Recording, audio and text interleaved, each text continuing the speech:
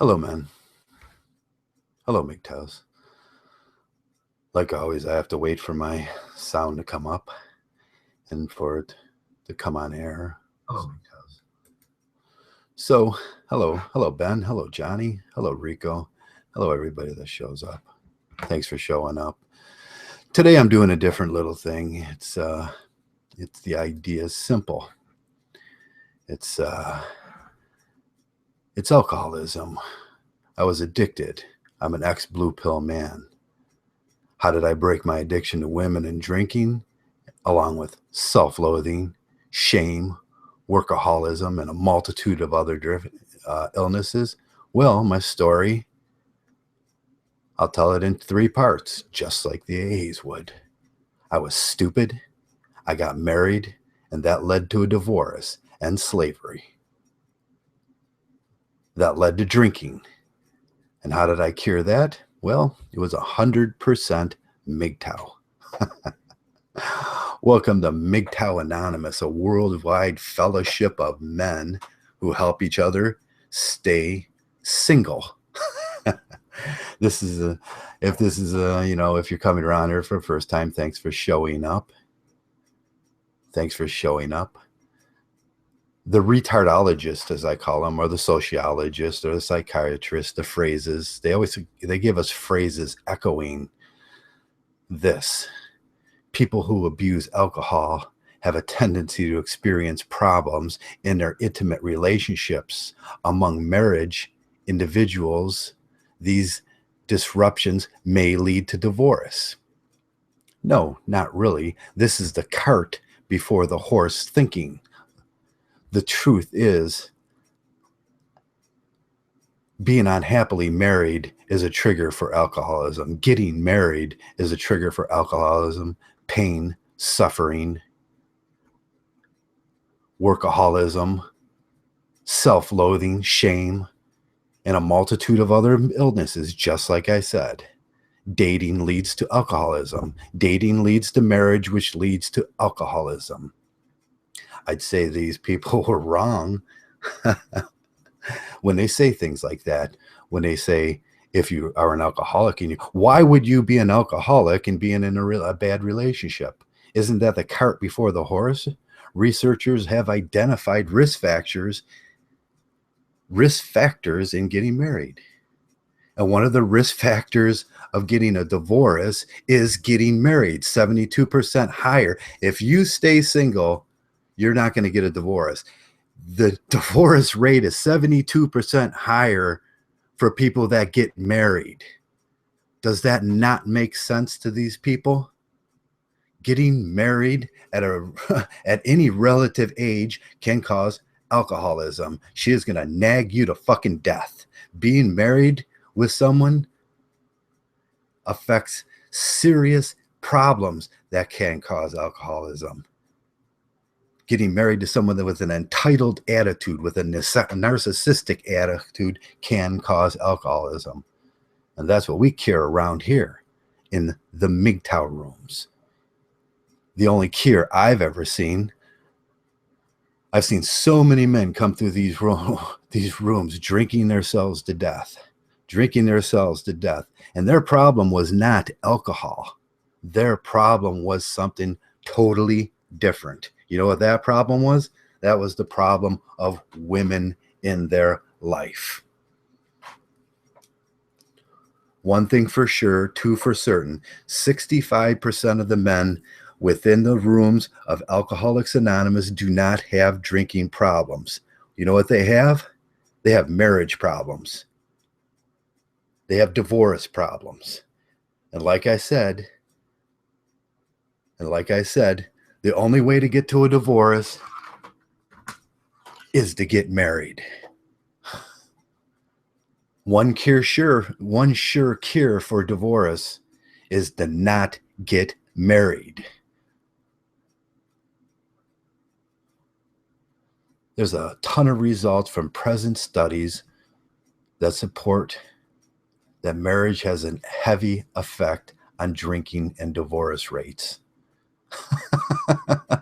Is that how many ways can I say it, man? How many ways can I say it?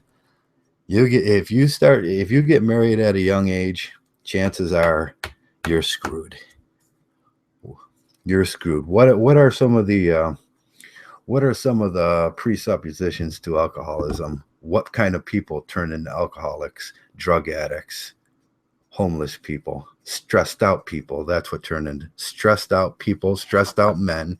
83% of these people will be men. And what are they suffering from? They're suffering from a marriage problem. The alcohol consumption from a marriage problem. Get rid of that problem, you get rid of one thing: stress in your life. Like always, I'm lazy here, so I'll try to invite people in as I go. I don't know how that's going to work out.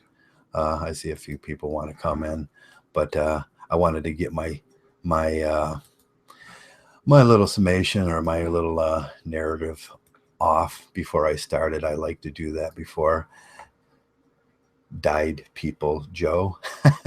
Hello, Hootie, the artist formerly known as Joey Aragon, Black Pill.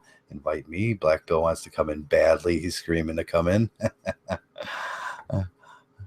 Yes, high intel also leads to boozing. But what screws me up about this thing is they put the cart before the horse.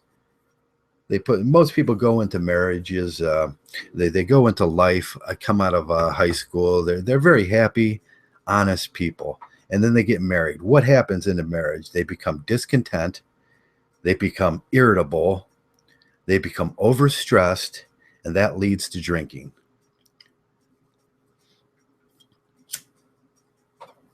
My first case study within the group dynamics problem was in Alcoholics Anonymous group.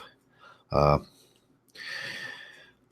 was looking at the group dynamics of AA back in 1983 or so in the University of Richmond, Virginia. And I found out one thing: 65% of those men didn't need to be there. 65% of those men were there for some other reason other than they were alcoholics. 35% of them were probably alcoholics. But you know what the other reason was? They were unhappy. They were going through a divorce. They were going through a split up. They were going through something that involves a woman. Now, makes sense to me. Alleviate the woman, and you will alleviate most of the problems in your life. And that's just the truth of it. I don't care what the blue pillars think about that. They can put the cart before the horse all day long, and they will end up drinking themselves to death over some bitch. And that's some craziness there.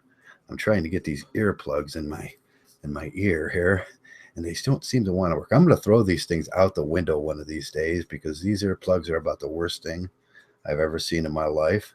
These they're kind of clip around your ear, and they just don't hold on. Let's see if he comes up.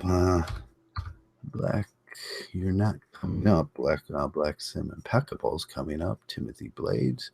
I like to talk to Timothy. Black Ram. Black Logic, Black Eagle. You're not coming up on my list. Eli. I should invite Eli in. And let me just get these off so I have someone to talk to here. And because that's the way I am, I'm late on everything. But I really didn't want to do a video on this. I didn't think I can clearly articulate in a video that most of the American Psychiatric Association or the American Alcohol Association or the American Drug Abuse or ODAS or NADAS or Florida DAS, whatever you're in, FLORDAS, Florida Drug Administration, drug programs down there, whatever you're in, whatever state you're in, have this cart before the horse. If they want to eliminate 65% of their alcoholics, they get them off of women, not alcohol. Hey, Shining, how you doing? What's up, buddy? Oh, you doing a live one? Yeah, we're talking about addiction. Well, there's a lot of that about people don't realize they're addicted to some of the things that they can't do without. Hmm. They're addicted to women. They're addicted to work. They're addicted to alcohol. They're addicted to a lot of things, and a lot of it stems from women. Most of it stems from women. Uh, Mm. I think most alcoholism in the world stems from women, don't you? It's funny you say that. I mean, the few times I've spoken to men that obviously were alcoholics, i.e., they stunk of methylated spirits, or they Yeah. were in a way holding a bottle of spirits, and he'd say, you know, if he'd tell his story, there'll be some woman that'll be heavily involved in there somewhere. Yeah, this goes over the head of like I don't know how many. I didn't look at the stats. I was looking at the stats earlier. It's been a while since I kind of studied that thing. But at one point there was like 20 million alcoholics in this world and AA. And the one story I heard over and over and over and over and over and over again, and nobody tried to breach, and nobody was nobody wanted to hit on that subject because the common in each one as a private investigator, I know you put together the common in each story and you see what the common is in each story, and the common in every story that I heard was someone was in there. Well, it's something we talk about around here. The fact is, we live in a society where we call it gynecentrism. I call it worshipping the woman, and we do.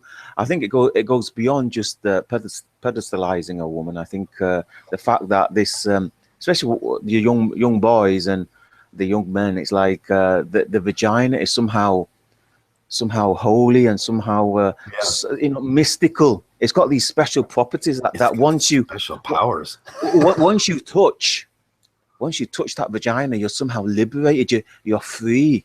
You're like, you've made it. You've won. And that's our society. You know, it's romanticized. It's pedestalized. It's worshipped. You know, men are willing to do unspeakable things to try and touch that vagina. Men are willing to do unspeakable things to put their parts of their body inside it. As James Denton, the scientist, says, Yeah, the mucus covered meat hole. mucus cover MLM. I've taken that in a different direction this week. I went with uh, what was it? It was male Ma- lives matter. Yeah, you see, there's a problem with that, which is why I took the other route. I called it the mucus covered meat hole. In, you know, using all my education and all my ingenuity, I changed the L for C. So due to Yeah, the fact that MLM also stands for multi-layered marketing. I mean, if you Google multi-layered marketing. if you Google MLM, multi-layered marketing comes up first. So Yeah, now I we took can say MTM. that we can say that all three of them have something to do with each other. Well, what Male lives mattered. We get multi-layer marketing, and then we get MLM, and then we get divorced. Well, what we see around here, around YouTube and around a lot of the guys, a lot of the manosphere is, you know, a lot of men are still into that, except they don't realize it. I mean, Yeah, I know Barbarossa, he coined it like one blowjob away, but the fact is, as soon as a pretty girl starts giving attention to some of these guys, and all she has to do is like put a nice little avatar of her, and all of a sudden the guy's, you know, taking a different tune. I mean, we've all seen it around here. I mean, that's just the tip of the iceberg. But obviously, out in the big world, in the real world, it's a lot more obvious. I mean, how many fallouts have you had with your friend or with a buddy because of some girl there? oh yeah, yeah. I mean, you got to go to the grocery store, the market, the regular convenience store every single day. There's not going to be a point in your life where you're not going to go out there, out of your house, and walk. Whatever you walk or drive or ride your bike or pedal your ass or you take a scooter, you got to go somewhere. You got to get gas. You got to get food. You got to get all those things you need in your house. And one thing for sure, and two for certain, is you're going to see a woman when you go to those stores. And if you're that one step away that from that addiction, you're you're in trouble. You're in Well, trouble. can we, can men be taught not to worship women? I mean, it's not an easy thing. I mean, a lifetime of brain pollution is not an easy thing to change. No, it's not. And even then they're easily triggered. Like, I mean, the fact is, if somebody puts like a thumbnail of a semi-naked woman, you know, men automatically won't want to click on it, and that's just a sad fact. But guys, come on now, you're grown men, you're 30, going on to 40. Some of you are in their 50s. You should be a bit more smarter to that. I mean, how many times is the female form gonna be used to manipulate you? Yeah. You know, they're just multi-layered marketing, like you said. You know, they use that female form. They're selling products. They're selling marriage. They're selling their whole society is wrapped around you being a sucker. And like Barnum and Bailey said, Barnum said, uh, you know, there's a sucker born every day, and that's what they do. They market it at you. Everything from the time you're a little kid to the time you're 18, 19 years old, and your testosterone, your balls are fully raging. Uh, Well, that's they the problem, because it's not only a brainwashing thing; it's a biological It's thing. a biological thing. Yes, it is. How do you turn that off? There's ways to turn that off. We know there's ways to turn that off. Uh, I mean, I had to go through it. You had to go through it. Messenger, Warhorse, everybody had to go through it. And it has nothing to do with age, and it has very little to do with your position in life and everything. It has everything to do with your brain and how you Mm. perceive these things. I And mean, we get different men around here. I mean, some men, they can just see the experiences of other men, or they can see the actions of women, and they just learn just from observation. They learn from misandry classes. They learn misandry from classes. misandry classes, Yeah. and that's it. You know, that you know the pedestal which the vagina is on is taken a few steps down. But some men, they have to just get betrayed. You know, they have to get two-timed by a woman. They have to have a woman like take them to the cleaners, take them to the meat grinders. You know, get them in trouble with the police, get them in trouble with you know, their family and their or their friends. I mean, some men just have to learn the hard way, don't they? Some men have to go through it that way, and that's a shame. That's a shame that they have to let it go, because most men know that you know, they can see the you know, the failure in it. They can look at their parents or their divorced mom. Most of the men, 72% of the men out there right now, if they're 16, 15, you know, up to 18 years old, they're coming from a divorced mother's family, and they could see the horrors of that. Uh, a lot of guys have been married, go through that and do it again. They're repeat offenders. I don't know what that repeat offending thing is about. We hear the stories all the time around here. I'm on my third marriage and I finally get it. You know, our Mgtow was right. But Some men just can't be cured. You know, some men on their fourth, fifth, sixth, seventh, eighth, ninth ninth. marriage, ninth breakup, ninth set of alimony he has to pay, child support he has to pay, 10 sets of child support. Could you imagine that? That poor fucker. Yeah. But some men, they, you know, are not gonna learn. But some, I mean, we've heard that saying. It was on the Fight Club. You know, we're a nation brought up by women. I mean, you brought up the issue of men that lose touch with their fathers. Normally, I'm telling you guys, it's not normally no fault of the man's whatsoever. And you know, I was remembering a song. I don't know if you guys remember a guy called Yusuf Islam. He used to be called Cat Stevens, Cat Stevens, yeah. and he made a song called Father and Son. You remember that? Yes. You know, for the longest time, I did not know what he was singing about. It was like, it's like it's the song's about a father singing to his son, or telling his son that he has to go away. And for the longest time, I did not know why that father had to go away. But when you become a father in this society, you absolutely realize exactly what he's saying. He's saying, I can't stay. I can't stay because things get worse, or things are going to be worse for you if I stay. And it's just so sad. It's so sad that men can't be a proper part of their children's lives. So then the woman's there. She's completely gynocraticizes the poor little boy. Yeah, the hey, that's a hard one to pronounce. The dinocracy. And it's a really sad state of affairs. I mean, when your brain polluted from such a young age, and then that added on top of your biological urges as well, it's not easy. But I mean, this is why we're here. I mean, this is the things we talk about. These are the things we discuss. You know, we're giving you guys therapy here. We're unpolluting that pollution that we're unpolluting. In a way, this is a cognitive therapy program for men that want to get to a better point in their life, that want to put that away. And it should be accepted, the cognitive therapy program, because it's putting away an addiction. They got an addiction to women, to vag, to pussy, whatever it is, and they need to put that away so they can better their lives. And it's easy. Most of us understand that, and but it's hard to get this out into the mainstream. I seen 3. You know what? I was putting that up this yesterday and today, and Salon threw us a bone, and Huffington Post threw us a bone, and what is Jezebel even threw us a bone with that Buchanan thing about what it was, the MLM, that's Male Lives Matter. And wait a second, I was listening to the Honey Badgers podcast yesterday, and I don't know the guy's name. He was talking to some other guy, and he said that Captain Kirk actually said misandry on an interview. Did he say misandry on an interview? Oh, see, we're working our way into society. We're winning, men. We're winning. If Captain Kirk said it, it's we're here. Because there's nobody cooler than Captain Kirk. That made me laugh, because they were serious. Obviously, they thought, "Oh wow, we're really getting places." Oh my God! Well, how did they react to that?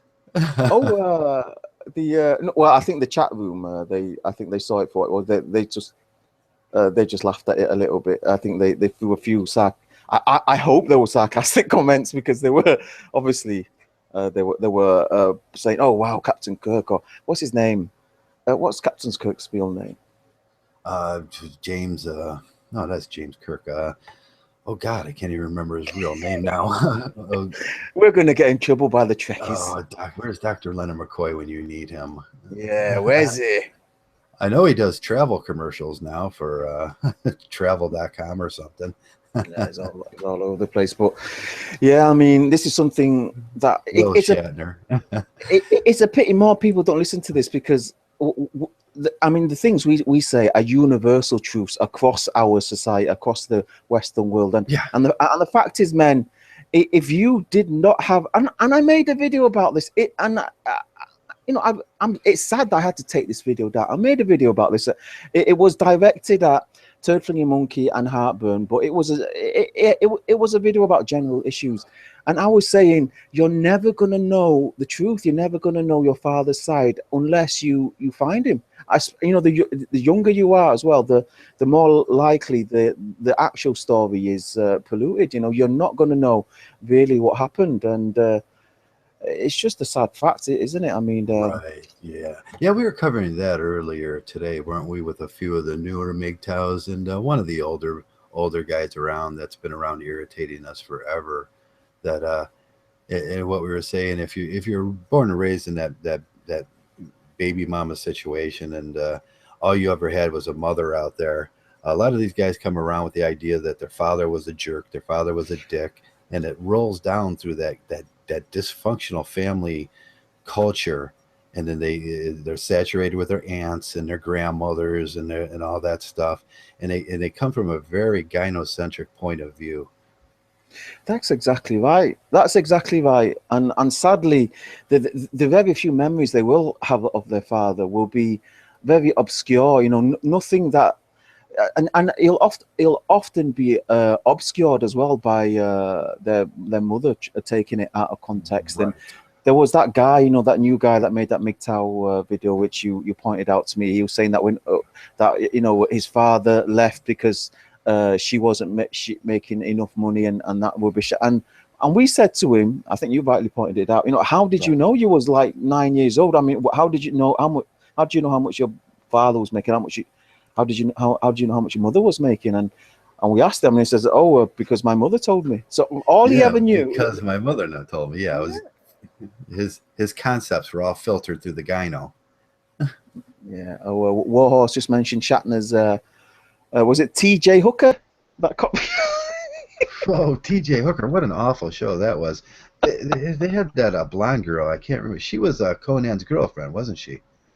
What, Red Sonja? Yeah, yeah. Bridget Nielsen. Bridget Nielsen, was Bridget Nielsen on that one? I can't remember, but I know the one blonde girl had something to do with William Shatner. Oh, we're in trouble now. Here comes Arnie. Here comes who's in? Yeah. It's the Black Bishop, Bishop of Zutu. Hey guys, I have the hardest time finding your. I have to actually copy and paste and print your whole name in the search bar for it to come up. I don't know what that's all about, and it should come up after the first time after you've been in once, but it doesn't. But it's just more Google. So what's been going on with you, Black Bishop? Have you seen any good videos lately? Have you come across any pussy worship? You know, I did have something I wanted to mention, but I forgot what it was. Let me just gather my... I love it when that happens. You see, we're just getting old, aren't we, men? We're just all getting old. We're just getting old. We run upstairs, we go to the bathroom, and then we completely forget why we went there. Yeah, I do that sometimes. I'll start up a podcast. I'll be all heated about something. I'll sit down, open up a pop, start a broadcast, and then I'll think, why the fuck did I do this? It was instantly cured. I was instantly cured. Your misery just flooded away. Yeah. But today we were talking about addiction and alcoholism and the effects of divorce on men and the effects of marriage on men, the effects of dating, the stressful dating on men. And that's everything's stressful from the time the entitlement starts to having to buy the first coffee maker or the bed she wanted or those little soaps in your bathroom or her changing all your towels. The stress begins. And it's never a break. I mean, but right from the point where you're, even before you've met her, you're like stressing out, you know, to look good, to get your game, get your, as the messenger says, your chat up lines. Yeah. and then when you finally meet her, you're trying to impress, you're trying to say the right things, you know. There's all that dating bullshit, you know. Don't leave it too, you know. Don't call them back too quick, and then there's like finding all that gift stuff, and oh wow, just stressing me out. It's too much. I mean, once you go black pill, or once you go, you know, deep Mgtow, and you reflect on a lot of those old rituals, it's like, what was I doing? Like, don't call for 4 days, and then go meet the parents and stuff like that. It's like, you know what, I'm fucking this bitch, whatever, like that. Why do I gotta meet it? You know, why do I have to have anything to do with her parents? Oh, that's the worst. But meeting the parents. Oh God, yes. Has to be one of the worst days of my entire life. I think I've been arrested a couple of times, and I compare getting arrested to meeting my in-laws, and it's a hard choice, that one. I think very difficult choice. Oh God, I never told you guys this story. They naturally poison position themselves, like there's some higher authority, like judgmental sort of, judicial authority, just because it doesn't make any sense. Yeah, I never told you guys this story. The first time I met my ex-wife's parents, I went over there, and we're having tea around the coffee table, and the tea table, or whatever you call it in the kitchen table, and we were talking about her and how important she was, and how important he was to her, and he takes the tea thing and he holds it over my head, the boiling water, and he goes, "If you hurt my little girl, I will." And it was my first, like, this guy was just the idea of some guy touching his little girl. He was really into burn and scald my head. Oh, never mind that. It was the woman. It was her mother that was always the bitch. I mean, she was doing everything she can. She was just, she wouldn't say it to me. She wouldn't say it in front of me. But as soon as I was out of the room, they'd ask shit like, "Oh, is he in drugs? Has he been involved with any terror gangs?" Because you know, because like the Muslim aspect comes into it in my case. Has he or is he listening to so and so, or has he ever been in trouble with the police? And, and she puts all these ideas in everybody's heads. You're like the worst man ever to have walked through her doors. Oh, yeah. And they all watch too much television. You know, that's the other thing too. Just all they do is watch television. Oh, let me tell you what. You know, I had quite a humble car. I had the first car I had was like a 15-year-old Toyota Corolla. It was like a 1.3 engine. It was a real banger. But it was, you know, for me, I liked it. It was like a tiny little car. I used to zoom in and out. I used to tiny parking spaces, very nice. And then when my mother-in-law saw it, she didn't say it to me, of course, because she's a bitch. She said it to my ex, and she'd say, "Look at the state of his car. You know, it's even tax and all that bullshit." So I got a newer car, a nice red Ford, right? Did you take a loan? No, I just paid for it, and then her mother-in-law then goes and says, "Oh, is he dealing in drugs? Where's he get the money for that car? You just can't win." You just can't win. Yeah, she told him. Yeah, well, Benjamin that's Tremaine. Ben Volok. Is that Benjamin Tremaine or is that Ben Volocoster? That's Ben Volokost, the one okay. and only Ben Volokost for all the way from Asia. All the way from Asia. Hey, Ben, want to say hello?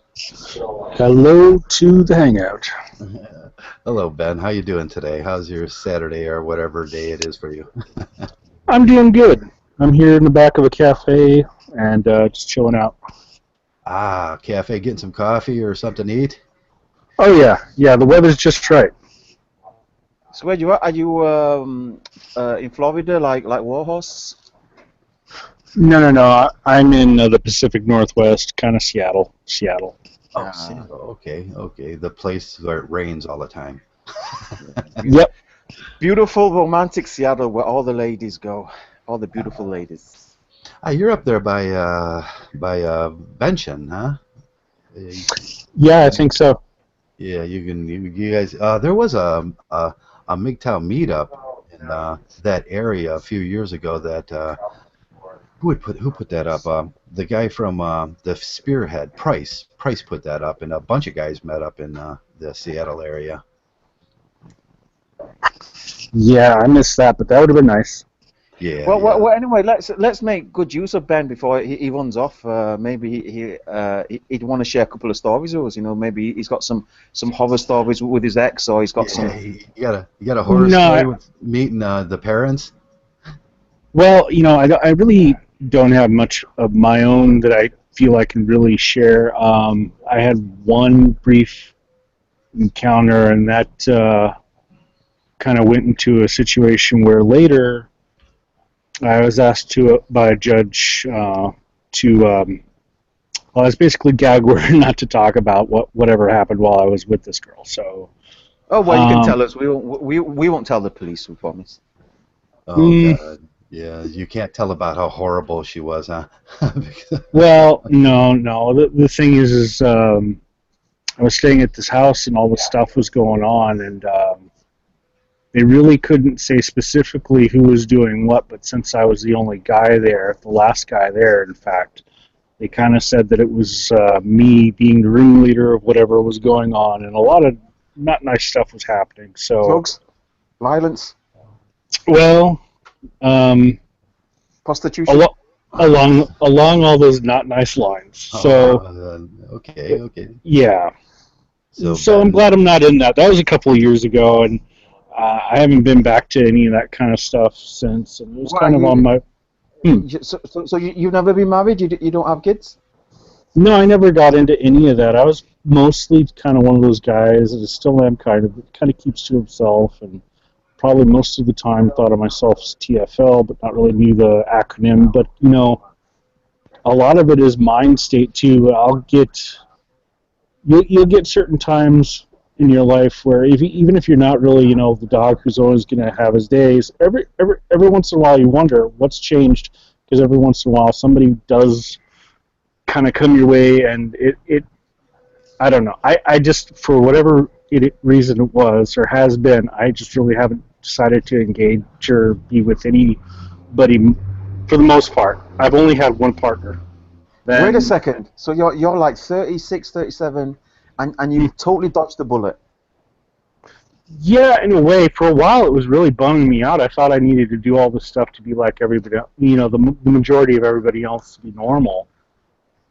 And So he's like a heartburn, except it sounds like he had like one nasty separation.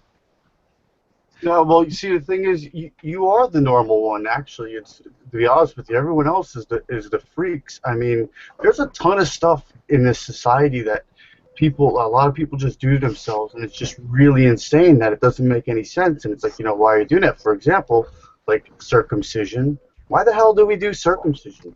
Number two, marriage. Marriage is a business contract. Why would you enter a business contract with a floozy?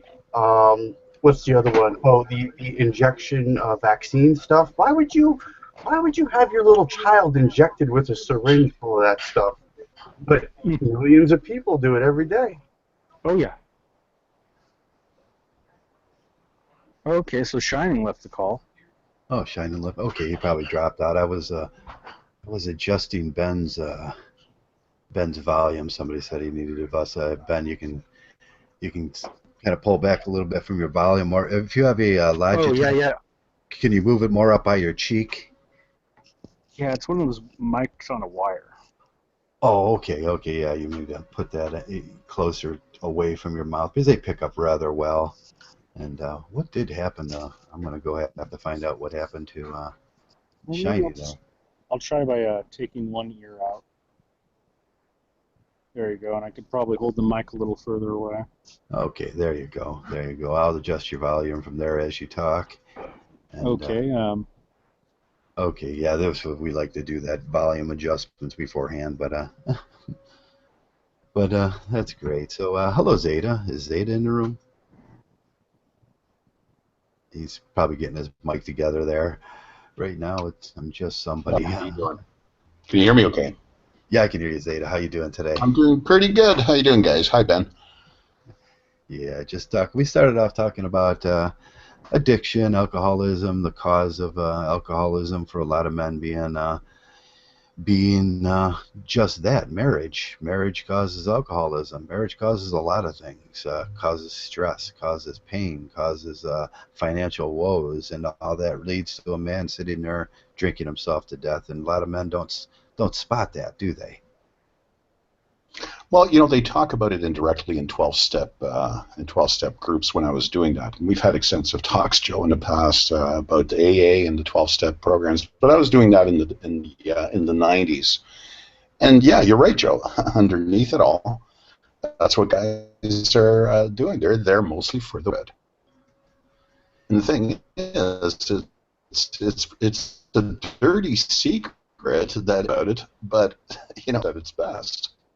And that's what guys are taking to the rooms, to the meeting that they're going to, 6:30, all over the world, or in this case, in Eastern North America.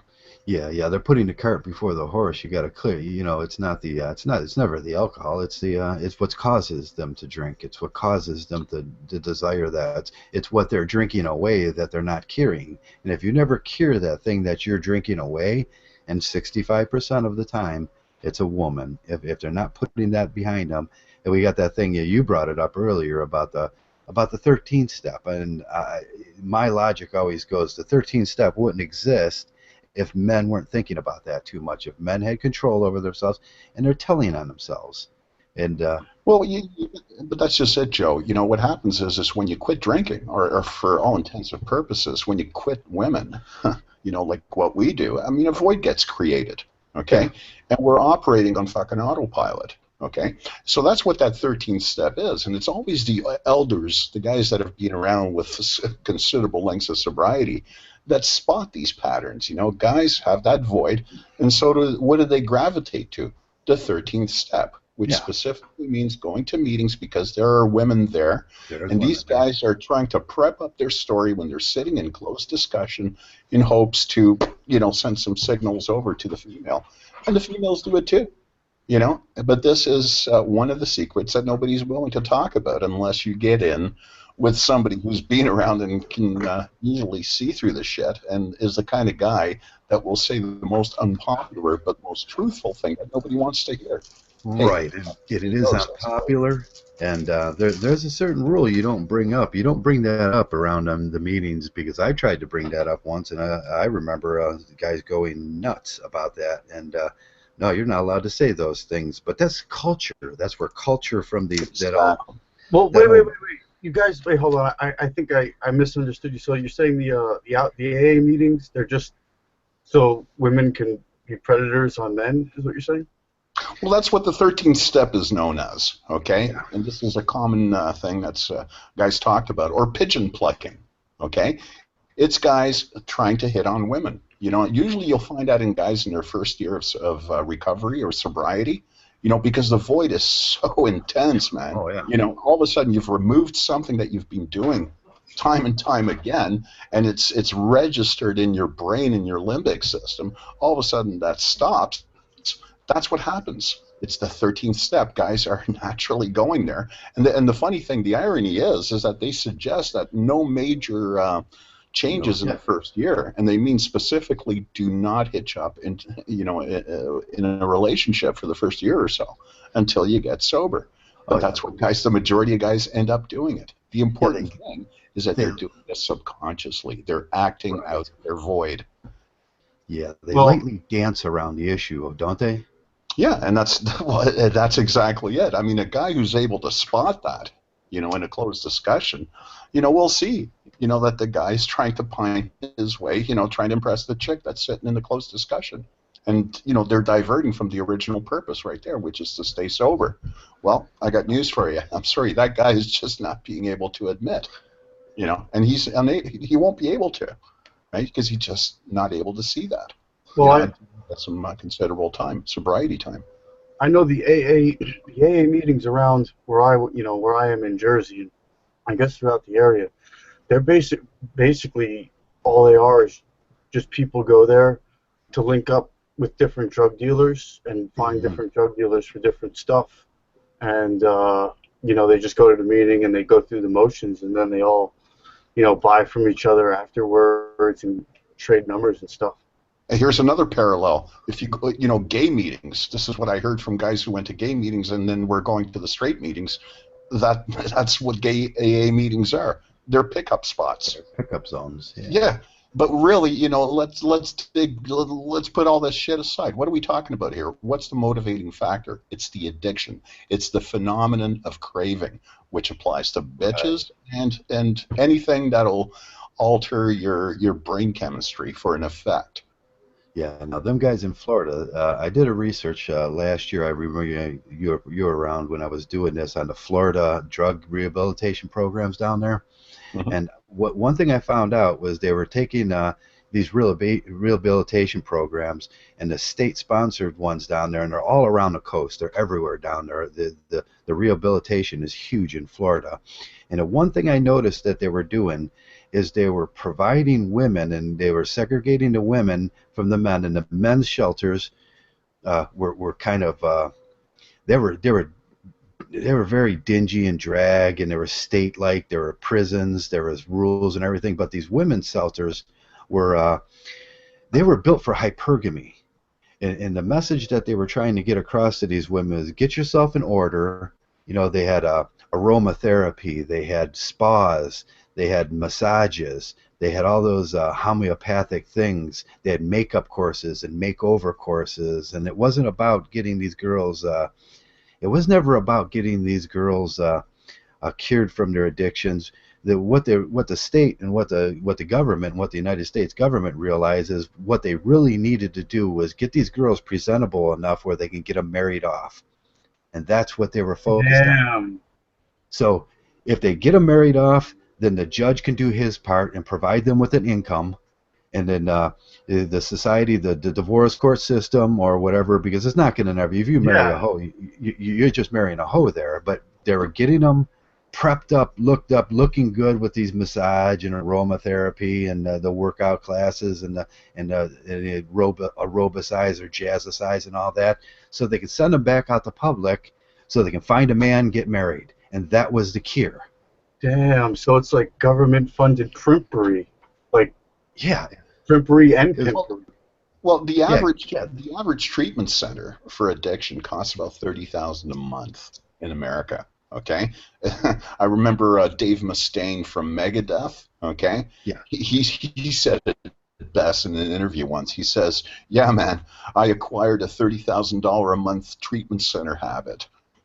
You know, and that's exactly what ends up happening, man. You know, they're basically resorts. You're paying $30K for all these yoga classes, aromatherapy, and all kinds of massage. You know, and what happens? The vast majority, everybody knows and has known this. 95% of addicts who seek recovery don't make it. Don't make it right. Only only a minuscule 5% of guys, are able to recover. Now, on Now, the other side of these this, figures from about 10, 15 years ago. So if anybody has anything updated, I'd like to know. now, I work in a business around here, and I work in, I go out to the homes around here, the men's homes, and I look around, I do what I can, I volunteer my services all the time in these men's homes, and with a thing I've noticed in my studies and in my observations is that these men's homes, while on one side they were providing hypergamy and just to get them ready for going back into public, on the other side, when the men's home were very astringent, they were very restricted. I was just asking, I had one guy in here the other day, and I was sitting down with him and I was talking, and he says that the place that he was in, the men sat there with their hands folded for most of the day. They weren't allowed to talk. There was a nighttime bed thing. It was like being in a prison. So what they were doing is institutionalizing these men. And by the time they got out of there, what were they looking for? A woman. A woman, a relationship. Really? They were institutionalizing them to go into. So the two programs were actually working together. And then they take both the programs end up in these rooms that we call the AA rooms, and each one of them are looking at each other and going, yes, that's going to cure everything. Well, but that's also part of the dialogue and in the discussions in the rooms there, Joe. Okay, it's not really talked about, but after a guy comes around for a year or 2 years, what's first and even after 3, 4, 5 years of sobriety, what's first and foremost in his mind? Getting back to a healthy relationship. Get him back. And then nine up with another alcoholic in AA, a female alcoholic. Yeah. And then you got to look at, as fight. goes by, how successful has that relationship worked out? And the vast majority of the time that I was there, was a lot of them they end up even more fucked up. They end up with baby mama mom number. They just end up becoming baby daddy number 2, baby daddy number 3, baby daddy number 4. And I've seen it so much. And I had 2 case studies where there was 2 couples I was looking at, and I never completed it because it was hush hush, and you weren't allowed to talk about those things. But I noticed that the 2 out of both the couples that I was watching, that both the guys ended up being baby daddy number 1 and 2 and baby daddy number 3 and 4, and in that situation, and it was just like fuck, these That's guys crazy. these guys. Go ahead. Back in the day, it only used to be one or 2 baby daddies, and if it was if it was number 3, it was like a wow, sort of issue. Now it's just like 4, 5, and 6, and nobody blinks an eye. Oh yeah, that's what the government wants, because it gets men into the system, it gets them subservient, it gets men paying into the system, and the system does make grand amounts of money with this. There's the Title IV, and then there's the kickback from the in arrears. It doubles the money. The Title IV triples the money, and usually that money doesn't go for anything else but to serve the purposes of HHS and the judges themselves. And then you start talking about what they're actually going to relieve you from on your child support there and everything, and it's just craziness. It's just absolutely craziness. That's why they talk about this industrial divorce complex. Absolutely, and I think there's actual actuaries and accountants, for the counties and districts or states that figure it out. Like, all right, we need to have 3,000 marriages this year to support the ratio that's going to cause the the 1,000 divorces this year that's going to bring in the system, and they have accountants figuring this out. And then the conspiracy, the conspiracy side of me, and everybody wonders like what the chemtrails are and stuff like that. And I'm just like, I think I really, got the whole chemtrail thing figured out. It's pretty much just medical dosing of whatever they're trying to push at the time. So if they need more marriages going on because they notice a decrease, well, Right. They're going to start spraying maybe some kind of like MDMA or like horny goat's weed stuff in the air, and that's going to make people horny and want to fuck and get married. Yeah. Now I don't know about that. I often believed when my marriage ended that it was. She was proselyted into this thing. She was proselyted. Call it what you want. Call it gynocentrism. Call it feminism. Call it whatever it is. But I always got this slight feeling that she was proselyted, and her whole attitude changed towards marriage. And when she's seen the benefits on the other side of this thing, or the perceived benefits, because she didn't know what a prick I was, but she fell for it. So there was a proselytization process that the government employs, and I will always say HHS are brilliant at manufacturing poverty, and that's what they do down there. They know if poverty drops below 10%, then their jobs are in peril. So that's what they do. They manufacture poverty so they can keep this divorce going, and that's what. Health and the child support side of Health and Human Services is the only place that place makes money. Well, it's really nefarious, and it's no coincidence or no side issue that during the 90s, when we saw that surgence of like 10 years of like really, really violent gangster rap music. I mean, do you remember the 90s, those songs that came, like that would come on the radio, like literally just songs about having to go by and kill 3 people and chop them up and deal these drugs here and take drug, all this like really like heavy felony sort of like notions and suggestions.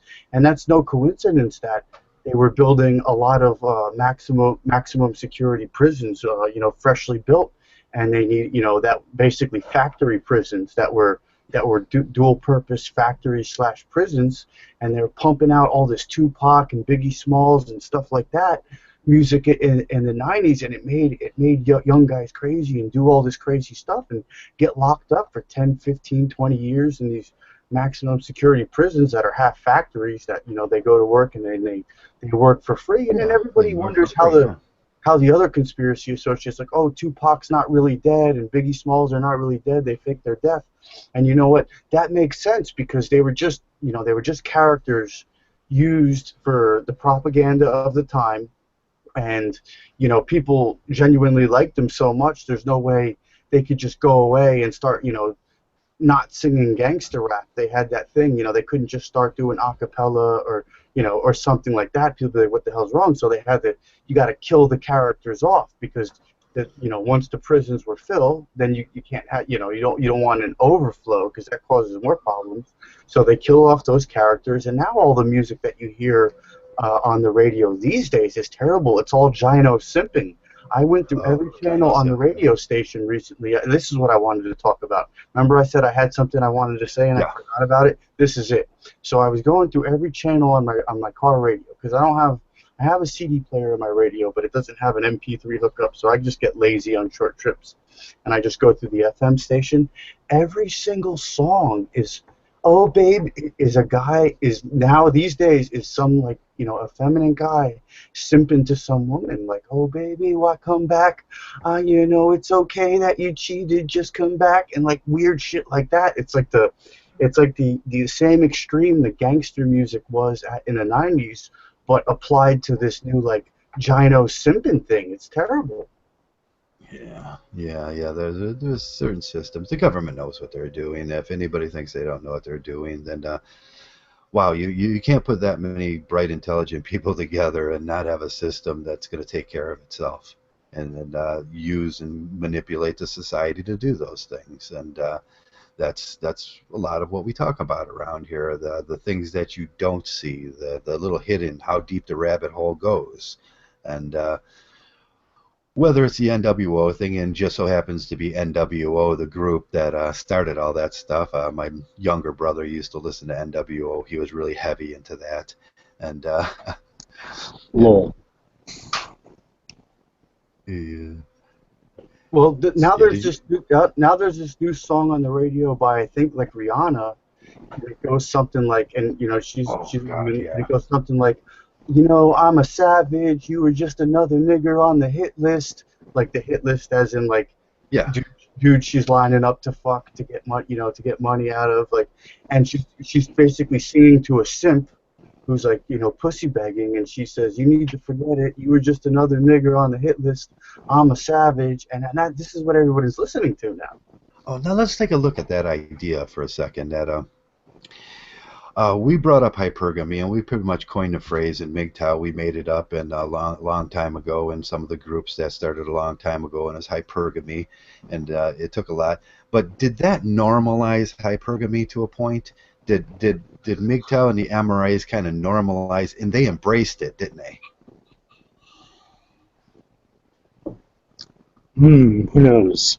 I mean, cultural influences in music. It seems like the music wanted the musicians, the culture in there. They wanted to sort of make that hip, to make everybody aware that there are people who just wanted other people to take advantage of. No, that's not how it works. These musicians don't get together and postulate ideas and say, no. They work for companies who are labels, and they have directors and producers that tell them every single step and murmur that they do. They're not sitting around pontificating what direction they should take the music. That's not how it works. Well, maybe the producers are, because I seen that Puffy show a long time ago. The producers, and the companies have directives, from the military-industrial complex of what direction they want to, what propaganda they want to do. And then they write the lyrics, and then they just find artists, actors, who just get who look good, get in costume, and can sing. And they just sing the stuff. They don't have any creativity themselves. Like, for example, like Jay-Z and Beyonce, they don't write their own lyrics. Those are finely tuned propaganda, distribution from the producers and the record companies, that are operating off of a military industrial complex directive. Well, I kind of agree with the vibe that you're going with. Kind of think the artists probably have more of a creative license to make it their signature sound, however, one way or another. But yeah, I could see people giving orders to that degree. They don't even have that much. Actually, they don't even have that much control over the sound, because even the music and the tunes themselves are engineered to be hypnotic in a certain fashion. So all the music and each beat and each tone and each decibel is audio engineered. They want a certain sort of like mind control frequency out there, and then what the artists do, what the musicians do, is they make it work. You know what I mean? They okay, here's the beat, here's the tone, here's the lyrics, here's the type of image we want for yourself. Make it work, and that's the extent of their job. Yeah, they're very good at the what do you call those, the psychological things underneath, and frequency has a lot to do with music too. We do know if you put it at a what is that, 17 frequency or something like that, it provides calming music, and if you put it up, you can get irritating. If you put it down, you can kind of play with people on that, the subliminals behind the music. So I can kind of see that. And music producers, they know about these things. Well, yeah, absolutely, and that like emo screamo music that was out in like the early 2000s, like back in like 2002, 2003, 4, like the Evanescence and stuff like that. Hey Benjamin, can you turn your mic down? Can you mute yourself? There you go. All that like Evanescence screamo music that was out in the early 2000s and stuff like that. Like that made people commit suicide. That music. Oh yeah, yeah. You know, it's society, it's culture, and that's what we can expect out of culture and society. That's what we talk about. We also often, you know, one of the big subjects around here was, you know, cultural Marxism, and how they're going to form society to how they want to do things, how they want they would. And on top of that list, okay, the big if it was a food pyramid, on top of that list would be marriage and divorce. Marriage and divorce. They need to provide marriage and divorce for the system to work. It's a multi-billion-dollar system that you know the the industrial complexes. That's the divorce complex, and that is the, you know, the industrial prison complex, the music complexes, the industrial music complex, and daddies for cash. You know, children for cash. That boils down to your schools. It boils down to you know, if we can get a kid to drop out, then they move them to one of these industrial prison complex schools, and then they regain the money that they would have got from the state. So we can see how that thing works, and how it's the culture of contracting has permeated our society. I seen this start in the 80s when I became a contractor. I became a contractor for the military, and before that, it seemed like we were breaking new ground. There were no contractors out there doing these things, and as soon as the government found out the success in these things, from war contracting to other contracting, they contract out everything now, because it generates what are those? It's a work project. It's like in the 1920s, building bridges work projects for them. That's how they do it now, and it's good for capitalism. But is it good for society? That's the question that we often ask, because we've seen horrible examples of this, like the schools in the court system in Pennsylvania, when that judge was sending all the kids from the area away to juvie centers, juvenile delinquent centers, and then before they knew it, the whole town, every kid in the town was going through this juvenile delinquent, and they called it kids for cash, which I borrowed from them, and now we call it daddies for cash. We have the daddies for cash system is huge. That's where you're going to get the predominant amount of your money from working fathers, you know, and children, boy children in general, you know, will end up in juvenile court more than girl children. If they keep this industrialized complexes going, daddies for cash, kids for cash, boy children for cash, then it's a huge contractual system that they don't care about the people. The judges get kickbacks. Title IV gets kickbacks. Everybody gets kickbacks, and they're happy selling out their brothers. Yeah, the system. You know, the system is a beast, and it doesn't take a psychic wizard to tell you or tell anyone that, you know, 3 or 4 years from this point, you know, as far as media-wise, music on the radio, it's going to be back into that hardcore gangster rap again. And, you know, the reason for that is right now it's the simping.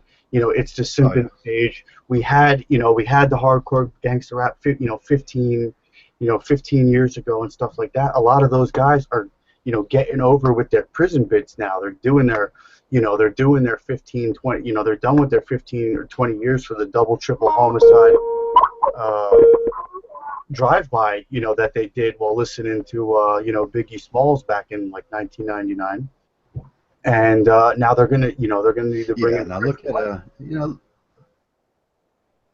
look at those videos that were out about that time with the poolside party with the 40s and the malt liquor and the girls half dressed and half naked and everything. How destructive is that to the American male soul? You know, if that's and it goes about what Marcus says about hedonism. It's hedonism for males, and I tried to have a conversation about hedonism for males, but a lot of males don't want to talk about there's this idea that only women are hedonistic in that sense. But no, when you look at those poolside parties, those videos, them rap videos of and they're drinking 40s of malt liquor and around these pools, and there's a barbecue going, and they're singing rap songs, and there's all these chicks around. That's very attractive to the male's sense of hedonism. He wants that. He has to go get that.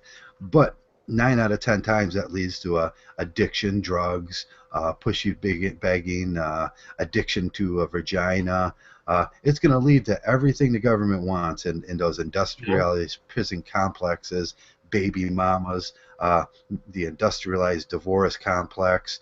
That spurs business for the upper class. And then there's the other one that they were doing big at that time. Remember, they were every other sentence was talking about a designer, like a designer clothing, Gucci or Fendi and stuff like that. Like those are like designer clothes that only women, only women who like, that kind of stuff. We should be talking about designer stuff, but then you had these so-called like big, Rico drug dealer Tony Montana talking about Gucci this and Fendi that, like a woman. Since when do guys care about Gucci or Fendi or Tommy Hill, like and all that all that stupid shit, like, and and they're pushing that, and that's like very feminized. Yeah, who's going to be the next, men's club, the suit guy, the very articulate, handsome guy that used to sell the men's for men's club. And that's a very interesting story if you look at that guy.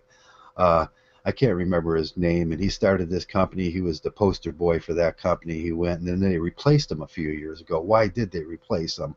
Well, he was outdated, and they needed the system to come around so men start buying suits to impress women again. Because right now, most men I know maybe own one suit. They're not doing that thing anymore. They're not buying into that. They're not buying into the pushy worship anymore, and it's killing a lot of businesses. Basically, the Men's Warehouse and stuff like that aren't doing as good. Even if they are open, still there used to be one in every city. But even if they are open now, men are just not doing that. They're not buying the big fancy clothes and the shoes. Well, suits are good. Suits are good. It's that flashy like Gucci stuff. You know what I mean? That's basically women's clothing with a collar. Yeah.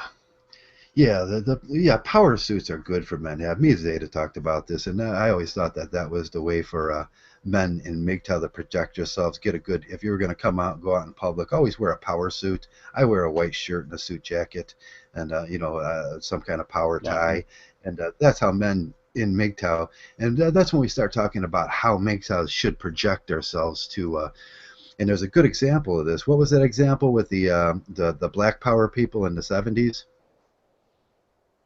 That it was Farrakhan. When they went out into public, it was who was that guy? It was not Martin. Yeah, not Martin Luther King, but it was Malcolm X. Malcolm X. Malcolm X. Every time they went out, they went out in the public. They didn't present themselves like a bunch of slobs, like a bunch of poor boys. When they came out in the public, they were suits, black suits, white. Well, they're still doing that. They're still doing that today. I was just in the hood yesterday, and there was a group of them, out and about, doing something. Just the same thing, all black, freshly pressed suits, doing their thing or whatever like that. And I was just like, right on. No, that's purposeful when groups do that. And I always thought that was the perfect look for Mgtow. And you can see Mgtow 101, the avatar that he presents to the people, and how popular he is right now. He's new on the scene. He's been around for 3 months or so now, but he presents that avatar with the men with the white shirt, the black suit, because that says something about men, and that's the image that Mgtow has to get to, not this image of sloppy men eating in their mom's basement, and the sex aids and the condoms and the playing video games. That's not a good image. And if not a suit, a pair of overalls, with a or a tool bench shape, something that's purposeful. You know what I mean? Yeah. Either you got to present a working man's look or a businessman, something that says we take care of ourselves, and we're not what you think we are. That's what we're trying to say to the world. We're not what we think we are. We're just men that have found a better way. We work out, we eat right, we don't drink a lot, we don't, we moderate ourselves in every single way, including sex. We moderate sex down to the bare minimum, and we moderate our contact with women down to the bare minimum, and we provide this image of real decent men, and that's where Mgtow should go. I think that is the crucial thing in Mgtow to get through every one of these guys' heads in here. Not the we're effeminate girls, or we're gay, or we got to take that image out of the public's eye. And a good basic black suit is a very good way to do that. Well, What is our viewers? I don't even give a shit if they think I am gay. I mean, that's how black pill is. Yeah. Well, that's a ideology. When we boil them things down to ideologies, like TFM does. He says he's a transgender lesbian, and what he's really saying is he likes the same thing girls like. He likes the same thing, lesbians like. That's girls. So it's kind of a twist on their genderism program, which they can't seem to understand how. It's being sarcasm. It's using satire as, them are ideologies that we use. And we were allowed to have our ideologies as Mgtow tools so we can function in this world. But when we get out in the public and we start looking at what we are, we don't want these bad images of Mgtows. And I think it's really important that we present ourselves a little better, like Mgtow 101 does. I think he sees it. I think that's why he uses that. I think Zeta sees it, and I see it, and a lot of guys around here see it, that we have to present ourselves just a little bit better in Mgtow. We can do our best, but still, the message is too controversial. So even if you're suited up and they know who you are, they won't care. They won't care. But that's just it. I mean, it's more for me. It's more of a personal thing. This is the way I carry myself. This is the way I speak. And I happen to wear a suit and tie in my job. And you can see the difference, the way people treat you when you wear a suit. Compared to when when you go out to the pub and just wear your civvies. You're treated totally different. Yes, you are. But yes, you are. wearing a suit does. I've seen you in your It does garner that. Your snappy suit there. You probably got one on right now. I know I got my collar on right now, and We're all in suits. That's just the way I think it's better. Hello, Shining's back. Suits is just how we dress. That's just how we roll, isn't it, guys? That's just how we roll, respectable, honorable men. Could you imagine us in suits? Oh man, I've not. My last boss told me to come in a suit as well. I said, "Oh, I don't have one." I said, "I don't have one." I came into work in my muddy boots the next day. Did you? Yeah. He wasn't happy about that. Yeah. Sorry, you had to just jump out there, guys. Did I miss anything? Are we on any particular topic? Has Benjamin revealed who he really is yet? No. Yeah. On time when you're right to arrive. So you're right. You're right in there, bro. Yeah, I'd like to hear a little more from Benjamin's side. Me and Benjamin talk. I didn't realize that Benjamin Train was Ben Volicoster for a while, and I was kind of iffy on whether but I kind of know Ben's story and everything, and Ben wants to jump in anytime, and well, he's in a right proper privy cafe. Look at the state of that place. Yeah. Shall we show everyone where he's at? Let's show everyone where he's at. Yeah, they got a great coffee shops up there in Seattle, don't they, Ben?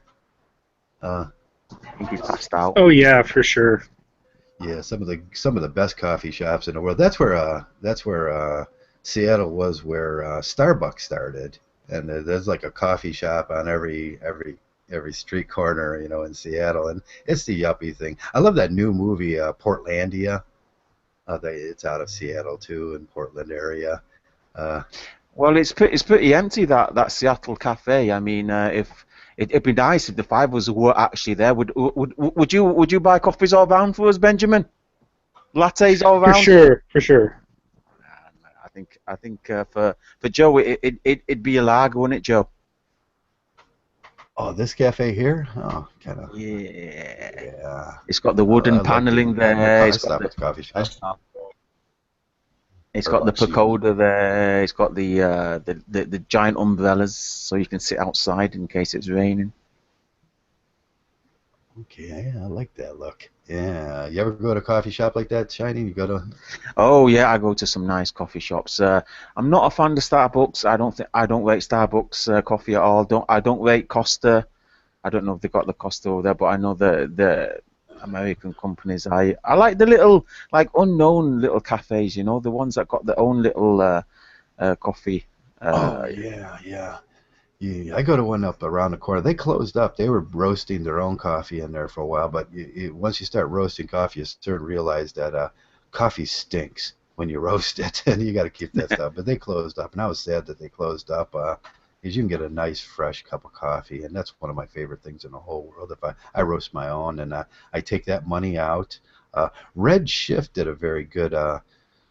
He did a very good video this morning about squeezing the government, about squeezing women, about making them pay for their stuffs, and making in every single way. We squeeze society. We squeeze the women. We make them pay their own bills. We make them pay their own. And coffee shops are great places to do that. You don't buy a woman a coffee anymore, Mm-mm. but we can do that in every single way in our lives. And once they start feeling that's the thing that's gonna forge Mgtow and make this thing work. Nothing else but the economic squeeze that females in the system are gonna feel by men not getting married. And it all starts with one thing. One step at a time, guys. Every little step helps. Yeah, don't.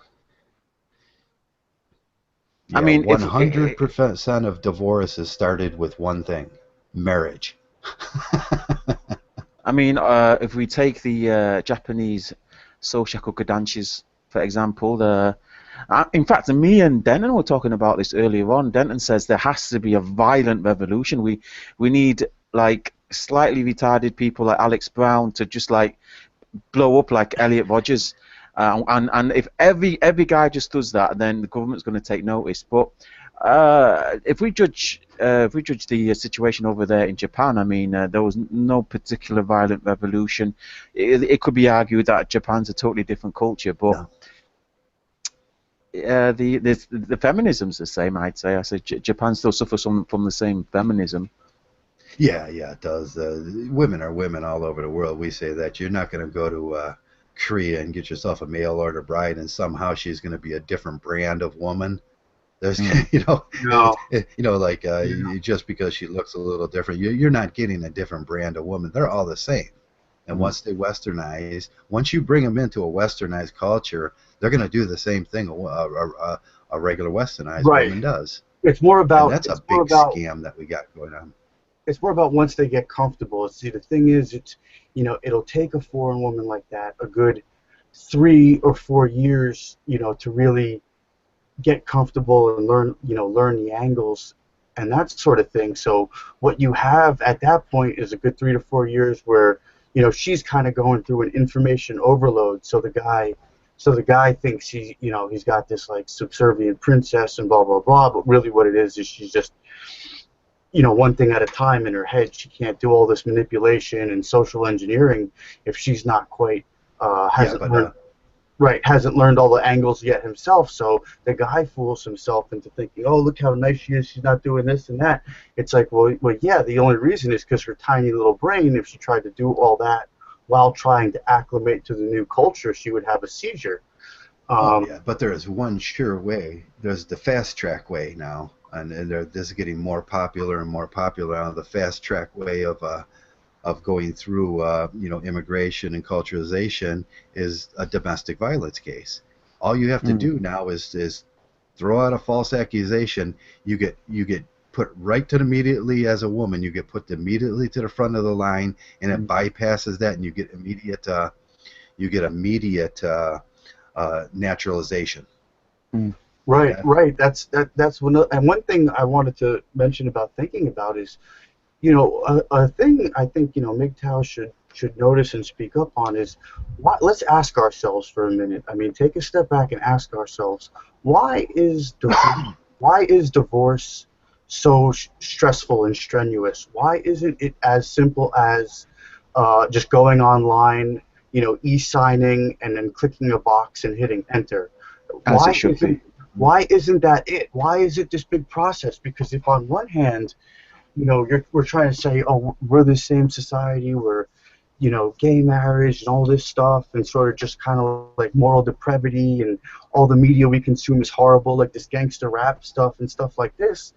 But then on the other hand, it's like, oh, we have to uphold this. The divorce process has to be this big stressful thing that costs all this money and all these legalities. And it's like, well, why? It's like, well, because we have to uphold the chivalry and sanctity and moral high ground of the woman in the marriage and make sure it's right. It's like, well, if you're being so Mr. Moral High Ground on this whole divorce thing, and that's why divorce is so resource intensive, is to get through that, then where is all your policing in all these other areas of society where it's like, importing illegal narcotics, the meth problem, all these other things? Where are you? They're nowhere to be found. It's interesting. Good point. Good point, brother. You want to take that one, Shining? Oh no, he's got me on that one. I couldn't answer that one. You go ahead. I was just playing with the new control. I wasn't even, honest to God, I was just playing with the new controls. No, he's right. It's like they make such a big fuss about it. It's like it's the last bastion of a tradition that they're flogging, basically. In this secular society, it's like, yeah, but marriage. Let's use it as another weapon to fuck over men. So they make it out like, oh, you can't just leave you can't just, what's the legal term? They try to use it against me. You can't just abandon. Yeah. There's a proper legal term. I can't remember it. Man. Yeah, they're so Mr. Moral Upright when you can't just abandon her. Yeah, and then it's like no matter what you do, whether you fight for the custody of the kids, or you just let the legal process run without any say in it, you just can't do right by the kids, because if you chase for custody, you're a child abuser, and if you drop the case, you've abandoned the kids. But there's the legal term for abusing a woman by leaving her alone is desertion. I learned that. If you leave her alone, if you leave the woman alone, it's called desertion. But it doesn't. The whole thing doesn't make any sense, because if you have a corporation, for example, or two business partners who have articles of partnership or articles of incorporation, and they want to de-incorporate, or the two partners want to split, and it's a law firm, maybe it's two partners and do their own firms, all they do is draft a new articles of partnership that we're splitting on this date, they sign it, they file it, and that's it. The whole process costs about $80. It's where feminism has completely reigned. It's where feminism has completely won in the area of divorce, family court. There's just nothing in there for men. There's just absolutely no call for it. I mean, who was that guy? Someone, Alexander Mgtow. I left a comment on his thing. He still thinks that there's a legal way that men can still win in family court. There isn't. Well, the notion I'm putting out there is that the way they handle this divorce thing is, it's got to be illegal, because what is marriage at the end of the day? It's a legal document. It's sort of like an article of incorporation between two parties, and that's really all it is. A man or a woman, and now a man and a man. If corporate speaking or business partnership speaking, if they want to split, let's say that the two, all it takes is one partner to say, I don't want to be a partnership. I don't want to be a lawyer in this, a partner in this firm anymore. And they sign and they leave. Nobody can say otherwise. The other partners can't say, you can't go. It happens all the time in lawyer firms or accounting firms. A lot of law firms, they'll have, it might have 7 or 8 or 9 partners, but will always have those 1 or 2 hotshot breadwinning partners that's really supporting the law firm, and all the other partners are kind of underlings. If one of those partners chooses to opt out and leave and dump the whole firm, which happens all the time, they just do it. It's done within a matter of 2 days. And they take all their assets, all their clients, all their business assets with them, and just leave all the other partnerships in the dust. That's why you see a lot of these like law and court movies where it's like, oh man, we have to kiss this partner's ass. He can't leave here, blah, blah, blah. And it shows everybody like kissing this guy's ass. Usually when you see that sort of thing, it's because he's probably the main breadwinning partner for that firm, and they don't want him to cut and leave, because if he decides to do so and he doesn't see it's valuable to him anymore, then he can just do it, and it's done within 2 days, and everyone else is left picking up the pieces with no legal recourse whatsoever to that partner. So what I'm saying is, why is it different all of a sudden if marriage is basically nothing more than an article of incorporation between 2 people? Well, that's everybody's point. People that they don't seem to grasp this. Family court is completely separate from any other court of law. They make up the laws as they go along. It's not based on any constitution, any Magna Carta. Even the human rights laws don't come into the family court. And this is everybody's point. And this is the point I was trying to tell to Alexander Mgtow. Let me give you one example what happened to me. And I've actually got the documents in my video that I put up. Now, when a woman accuses a man of sexually abusing his own kids, or sexually abusing her, or beating her, he is immediately arrested. He is immediately arrested. No proof, nothing. On her hearsay, he is arrested. Now, no other crime does that happen. No other crime. Is he arrested and then he's put in all the evidence, and interviews are taken off him, and he's immediately removed from his children. Now, if he says that about her, he has to bring proof. Yeah. He has to bring proof. And the thing is, when my ex said that about me, she had no proof whatsoever. You can check out, like I said, you can check out my video on it. And then, when you're with somebody for like 3, 4, 5 years, you're gonna accumulate like videos and letters and stuff like that. And I still had all these. I had like videos on my phone. I had like clips and little sound recordings that I had with her and the kids. And I told the police, I told the social services, because Alexander Mgtow's point was, you can go to the social services and report them about child abuse that your ex is committing. Now, I had audio recordings, I had video recordings of my ex basically abusing the kids. I had recordings of the kids saying, Mummy just did this to me, describing describing their mother beating them, basically, or losing her temper and hurting them. I had this, and I told this to the police, I told this to the social services, and they basically says we don't want to hear it. They basically says we don't want to hear it. I told this to my solicitor. No, why would they? Yeah, why would they want to hear it from you? Yeah, this comes down to the system itself is not designed for the male to have any rights to begin with, and what happens in the system. I've been having an argument lately with one of the guys, and they think they're just going to go down and file to see the. They think they're just going to go down and file to see your kids, and then that goes in front of a judge, and you may get that decision. But what happens to the decision after it leaves the judge's room?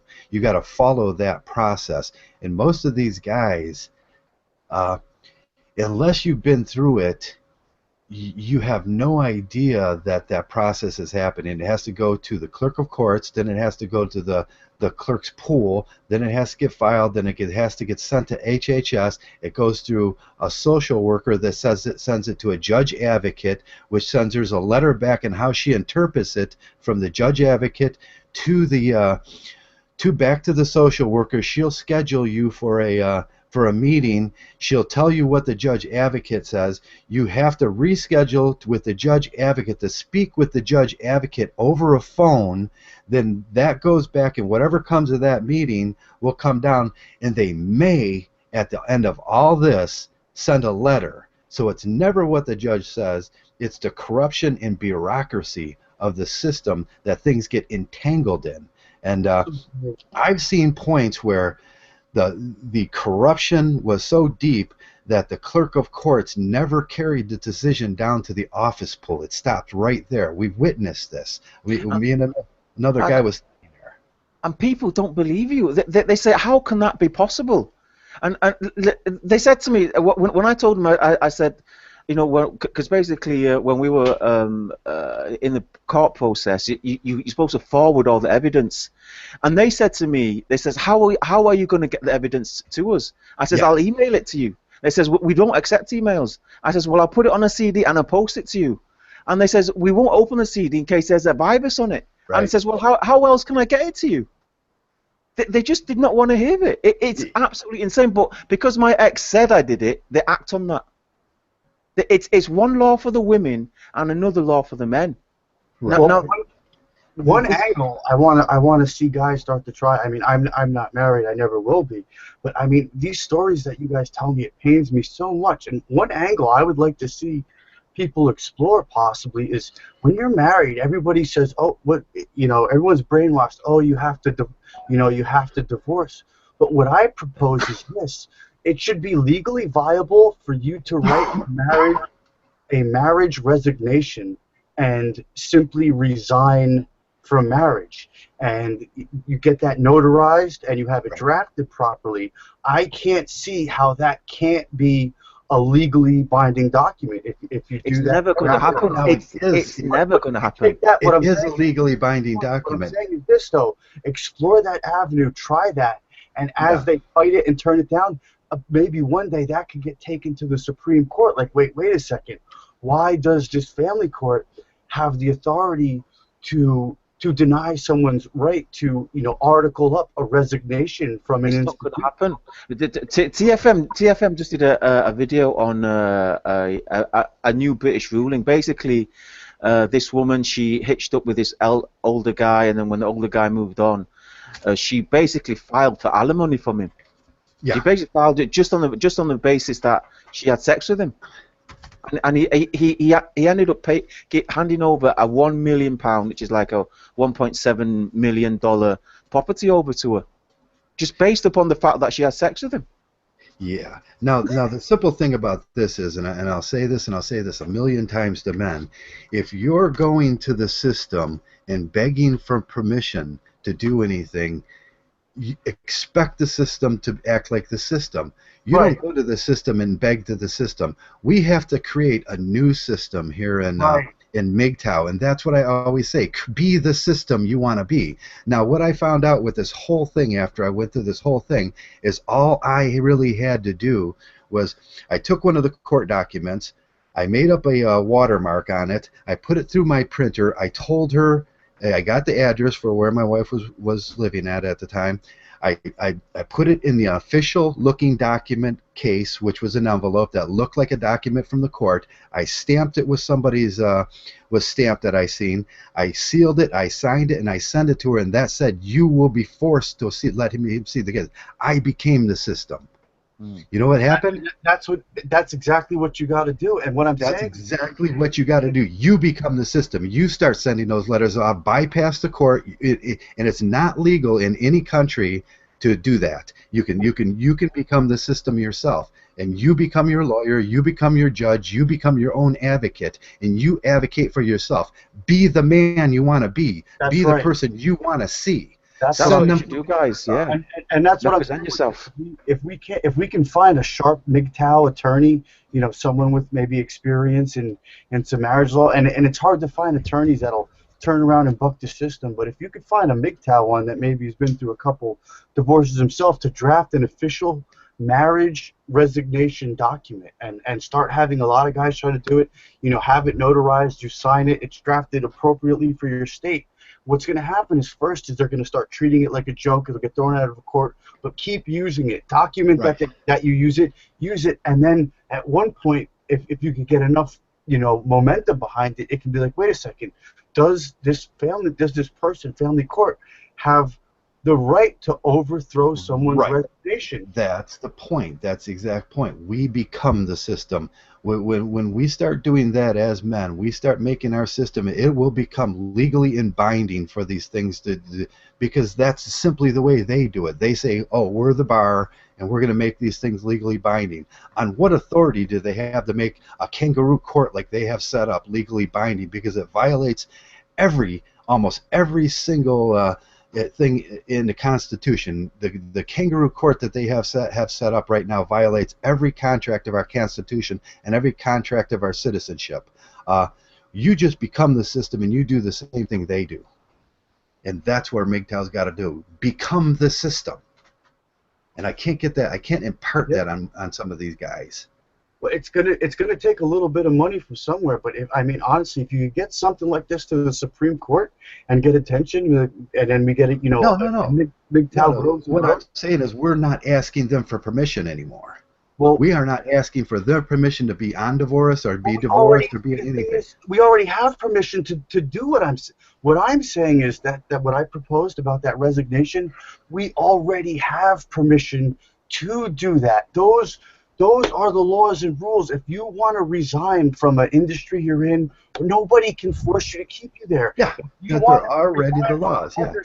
Nobody can force you to do that. You write a letter of resignation, and you have it notarized. And that's all it takes. We've already had it right. That's what we have to start doing. When a bill collector sends a bill to your house on collections, and it comes in an official notice and everything, do you think that went through the court system? No, they just became the system. They're collecting a bill. You do the same thing. You make up your own bills that you are going to collect from your wife, and one of those bills is you are going to put these. I am going to see these children, make double triplicates of that, send it in triplicates to our house and whatever. Become the person you want to be. We are the strongest thing in this universe, and nobody can deny a man's rights.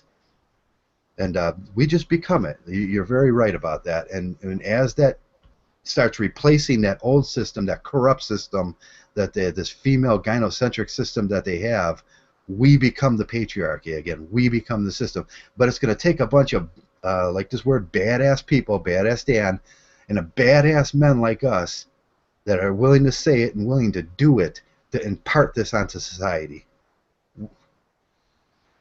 The resignation sounds like a promotable idea.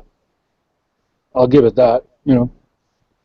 It's within our legal rights. Partnerships, business, corporations, business deals, contracts, sports teams, sports organizations, entertainment industry, anything, anywhere. If anyone wants to leave that position of responsibility that they signed, even if they signed a contract for 10 years guaranteeing this, they can resign. Nobody can stop you from doing that, except in this one little business contract, this one little legal contract called a marriage document.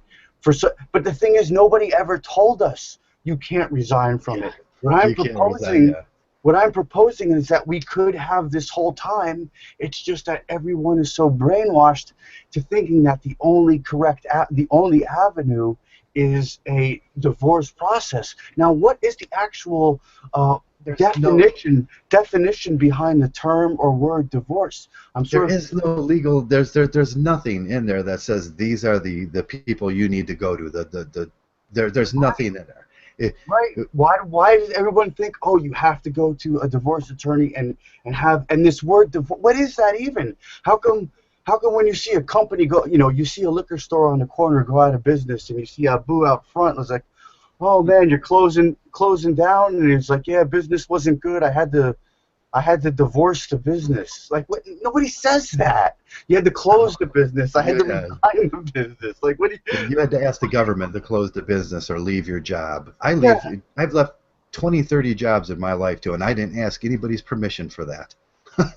I just That's leave right, them. and those are people who are paying you, and they're relying on you even more than a housewife to go in there and work on the factory line and weld this part and get out their bottom line, because you are essentially the only avenue they have to generate revenue. Without you, they have to find another you. If anyone deserves a divorce situation, it's an employee who wants to quit their job, because you could really grind a company's business to a halt if they can't find the talent in time. But Yes, if yet, they can't that find the doesn't talent. exist. When you want to quit a job, you don't say, oh man, I'm really thinking about quitting this job and they hired me because they need me. I think I'm going to go to a divorce attorney to divorce my employer. Nobody says that ever. So We need more cowbell. why is it in this other thing? Why isn't it just I resign? I quit. Here is my letter. Here is my formal letter of resignation from this legal document we made as marriage. I no longer am going to participate this willingly, etc. That's it. Sign it, and then move on, and then just operate as that's your operation. And if you go and you do this or that and the other thing and say, oh no, I'm not married, and it's like, well, let's see proof that you've gotten rid of your marriage. Well, here's my resignation letter from the, and this will be 5-6 years ago. Here, dated, notarized by 2 attorneys. Like, I formally resigned back in 2014. There you go. And and it's like, oh wait, what do you mean you won't accept that document? Well, if someone's not accepting that legal, a business is choosing not to recognize a perfectly legal document, you might have grounds for a lawsuit against whatever entity that is that's not looking at your official notarized resignation as an official document. You may have a lawsuit against them, and that's how you got to keep pushing it and going with it. Yeah, if you're not recognizing my personhood in America to be a corporation as a personhood, then I'm not going to recognize your personhood as the divorce court. Well, we can take that both different ways. They have to recognize men's personhood as a corporation, and these corporations are already set up, and they're set up by us and the 2 individuals too. And by the way, contracts in most countries have to be settled by both partners agreeing on something. You can't.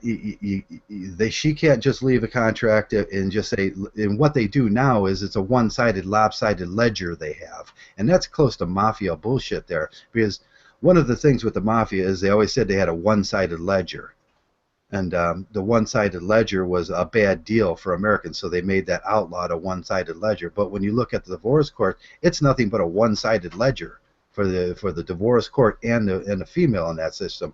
What we're simply saying is contractual law gives us equal footing on this thing, and you will respect it. But organizations, male organizations like Mgtow, like the MRA, that's where they should be going. You will respect our personhood. You will respect our humanness, and otherwise we're gonna take it to other higher levels. We've already had those rights. We already have those. Yeah, we already have those rights. We're making up a bunch of stuff. Yeah, but they don't apply in family court. None of that applies. I never play billiards in another man's pool hall. You're gonna lose. It's a rigged game. Don't play billiards in their pool hall. Just don't play it, guys. That's it. Yeah. After all you've said and done, which by the way is a brilliant idea. I mean, we said that back from the beginning. We said, guys, if you're in that unfortunate position where you are fighting for custody or you're filing for divorce or someone's filed divorce against you, represent yourself. Become the system. Here's an interesting definition. So I just typed in divorce into the search. It's the legal dissolution of a marriage by a court or other competent body, and then 2, to legally dissolve one's marriage with someone. Now that's not to say there aren't 9 or 10 other legal ways to dissolve your marriage. That's just saying that's what the definition is. It's a legal dissolution of a marriage. Yeah, that's why we bring up. When you say, when you read that and you think, oh, I need an attorney, she's getting an attorney, and all this and all that stuff, you're chasing, it's the rabbit chasing its tail. You just resign.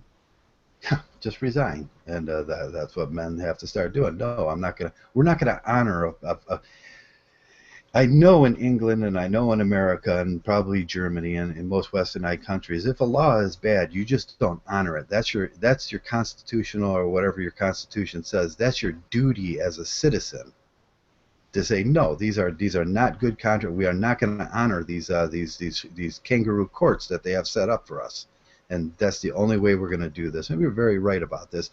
We have to become it. We have to take this thing back. We have to own this thing, and a lot of times it starts with sweeping our own side of the street and telling these men, no, don't beg for permission from a court to see your children. Make the fucking own letter yourself up and send it. Take it. Take it. Force the issue. Okay, well, let's move on now because everybody's depressed. I think everybody's depressed. Yeah, we got everybody going. Two people have shot themselves in the chat room. And, okay. James Denton has taken back up vodka. Taking back up vodka. I wish I had some vodka today. Yeah, but yeah. What do you guys want to talk about? Something on a lighter note. Come on, Ben. Lighten up this mood. I guess my little insert into this is probably something y'all probably already figured is we can make the stand and it's probably going to be very notable in a way, but soon after they're going to figure something in its place because they already got a taste of our earnings, and they're going to be like, well, let's institute the bachelor tax and everything else. The bachelor tax. Now, how could they possibly impose a bachelor tax? Let's discuss that. That's always a bit of fun, isn't it, Zita? Now, you had some ideas on that. I'm sorry, I was just looking at something else. I knew you were. That's me dead. That's it. I'm writing myself off. That's it. I'm off of it. I don't know how. Maybe it's not important. Maybe if you want to skip to a lighter subject, I don't mind. But there is no lighter subject. Especially when you're a black pillar like me, or maybe there is, but everything's heavy, man. Yeah, Nino says we should talk about Pokemon Go. No, let's not talk about Pokemon Go. I got Pokemon Go. I got the app. That's a good one. That's a good lighthearted one because I downloaded it on my phone. Did you? When I was, back in the day with Nintendo and stuff like that, when I was a little kid, everyone had Pokemon and that kind of stuff on the Game Boys. Yeah. What's that? They just added the clouds to it, and they added a bunch of new ideas. You have to pay for some of those things, but come on, Black Gnostic, come on, Messenger, come on, Denton. What questions would you have about Pokemon Go? Pokemon Go. What Pokemon Go is doing? There's this thing. It's really dangerous. There's this thing you can do in the game, and you can set lures like in weird spots, and it gets it's really bad. And there's like a few other things with it too, like. And one part in like Serbia, they were putting Pokemon in like a minefield, and somebody got their leg blown off. This thing is going to cause a whole new set of legal rules and regulations that we haven't even thought of before. that apply to the digital realm and the virtual reality, augmented reality realm. That you've got people breaking into houses and onto properties to catch Pokemon.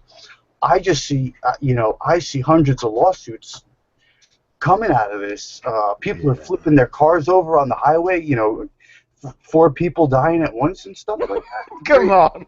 Yeah, well, it's going to become commercialized at a certain point. If you get a lure and you put it, there's a local artist around my neighborhood that he does this weird artistry, and he puts it out in his front yard, and it's like pot smoking artistry. But he's got one of those things so people come by and see his artistry, and then they give him a little picture. When you put the phone up, there's a little picture of I can't remember what he's got in there like this, and it explains what he's seeing. But before you know it, hot dog stands like at the local fair will have a Pokemon at it where you can go collect a Pokemon, and then it'll become all commercialized then, won't it? But Black Gnostic says some people have been lured into mugging with the game. Yeah, pedo traps. Pedo traps. Now, pedo traps are always. We got one guy that sets up a pedo trap inside of Mgtow. We won't mention his name, But he uses a similar DBZ thing where he brings kids in to set Dragon them up. Ball Z. Who's that? Who could that be? Who is that weirdo? That's a 32-year-old guy that uses Dragon Ball Z to set a pedo trap up. Jeez. Yeah, but I can see this thing. I can see the downsides of it. But on the other side, I can see it gets kids out of their house. It gets kids running around in the neighborhood and playing where they're not in fear anymore. But it always boils back to the media wants to present fear to the kids, so they're in watching commercials on YouTube. You know? Johnny, the media is not presenting fear. The media is hyping this app up. They're talking about. They say little things here and there, but if all media aside, I think I don't know how they got away with releasing this app where like, it shows Pokemon in a river and stuff, like weird shit like that. Like I don't know if they're trying to hurt people on purpose or something. Well, they got to do a better job in the routes to get there. You can't be sending kids over a cliff to collect a Pokemon, Well, that's what they're doing. They're putting them anywhere. Like there's no like rhyme or reason. Yeah, they need to vectorize off some areas where just people shouldn't go.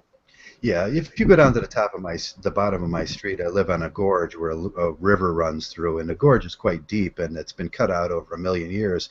There's big cliffs there. If they put a Pokemon on one of those edges of the cliffs, they're just being irresponsible. But it's not anyone like putting it per se. They just the Pokemon kind of appear where they want to, and there's no like restriction of where they can appear. And I mean, these things appear on bridges and other like there's no reason that those things should appear on bridges, but they're on bridges and other shit like that. Well, Johnny Midnight says he's got a Pokemon in his pants. That's a pedo trap. I want to look at Pokemon, the Jamaican edition. Pokemon, YSC. Mgtow, I never thought I'd come on Joe's podcast and Pokemon would be the thing. Yeah, we're taking it real far today, aren't we? We've got real Mgtow. A lighter subject. Everything else is heavy. Everything else. We went through this is just on the lighter side. Yeah, we went through drug addiction. What movies are out? Did you see any movies this week, Shining? Did you steal any? Ghostbusters, of course. That's all over. Oh, I seen that the other day. I did. I stole it. It was horrible. Oh, you torrented it, you bastard, you. Yeah. Does anybody want me to tell you? Give you my rating. It got a 5.3 Rotten Apples tomato rating. What tomatoes? I would have said it just as well. Tomatoes. Yeah, Rotten Tomatoes. But I thought it was worse. I thought it was like a 4.7 or a 4. We sat there this whole time, me and my son, and I examined my son's face. I was watching his reactions to the movie. There was 2 incidences in the whole movie where we laughed. And one of them was male humor. He was using sarcasm. And the other one was male humor. He was using sarcasm. The rest of the whole movie was a slight giggle because it was so cringeworthy. And it was horrible. It was really, really, really horrible. The whole movie was horrible. Well, I've been watching the reviews. The reviews are always fun to see. Obviously, avoid the main channels. Don't watch PewDiePie under any circumstances. Don't watch all the big channels' reviews. I posted a good review on there, and obviously, it's a travesty of a childhood memory, and I'm gonna avoid it at any cost as much as I can. So hopefully, I'll never see the film. I won't see the film, even if it's shown for free, even if someone gives it to me on 4K HD, I'm not going to watch it because some things are sacred, my friends. They don't go down there. I thought I'd watch it just to see if what they were saying. In the Manosphere, they presented it in such a way where I thought, well, that can't possibly be true, and it's just bias. But no, most of it is true, except for Bill Murray and Dan Aykroyd and the other guy all have cameos in it. Did they appear? Yeah, they all appeared, and that was a false perception that Mgtow and the MRA gave us that they weren't going to be in it. And I came in with this false perception until I actually watched it. They all have small cameos in it. there was problems with the writing from top to bottom and the way Sony projected this thing, and they should have did the common motif on that, where they take out the old actors and they bring in the new actors slowly, and then it generates where the old actors and the new actors get together at the end, and then they defeat the enemy. So there was that motif. They veered from that motif terribly. And they just brought these women in from the beginning, and it was like cringeworthy, and there was no humor, and it was all set up. They were set up to fail on that by Sony. Come on, Ben. I know you've seen it. You know. No, I haven't seen it, but I got some thoughts on it. You know, I on my Facebook page this morning or last night, there was some feminists complaining about it because I got them as friends. You know, sort of. I mean, you know, and they're complaining about actually not the redo, but the original. So, and they had complaints about the new ones, but it's like, you know, even the original wasn't very good as far as they were concerned. I'm not sure what would actually impress people that actually have those political leanings and actually entertain an audience. What? They said the original Ghostbusters was no good. That is sacrilegious. Well, they went and they I don't know. There was some media posting somewhere where they're talking about, you know, how the original wasn't very woman friendly, point to point. How, you know, all the women were just, you know, sex objects or just second bananas. Which is realistic. Yeah, that's just. And they hated it. Well, that's all their credibility that they'll ever have just gone. Just gone saying that original Ghostbusters was not. Yep. Well, that's it. That website. I thought that was the big mistake of Sony, is they didn't do it the right way, and then there is no Ghostbusters 2 now. They didn't leave it off where there was going to be a Ghostbusters 2 with the girls, and they didn't leave it off where there was other ways they can end this thing.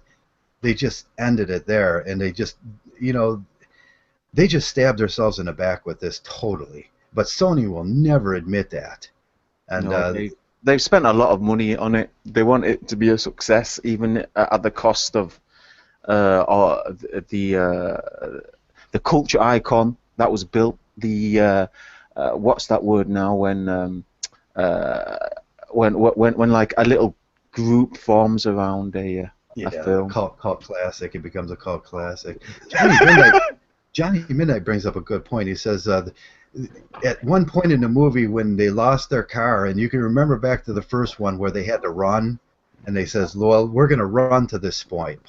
And then they showed these three big fat women trying to run, and they're running like girls, and they could hardly hold the things that they had in those big heavy packs that they had on their back, and it was like so cringeworthy. It was like, oh, God.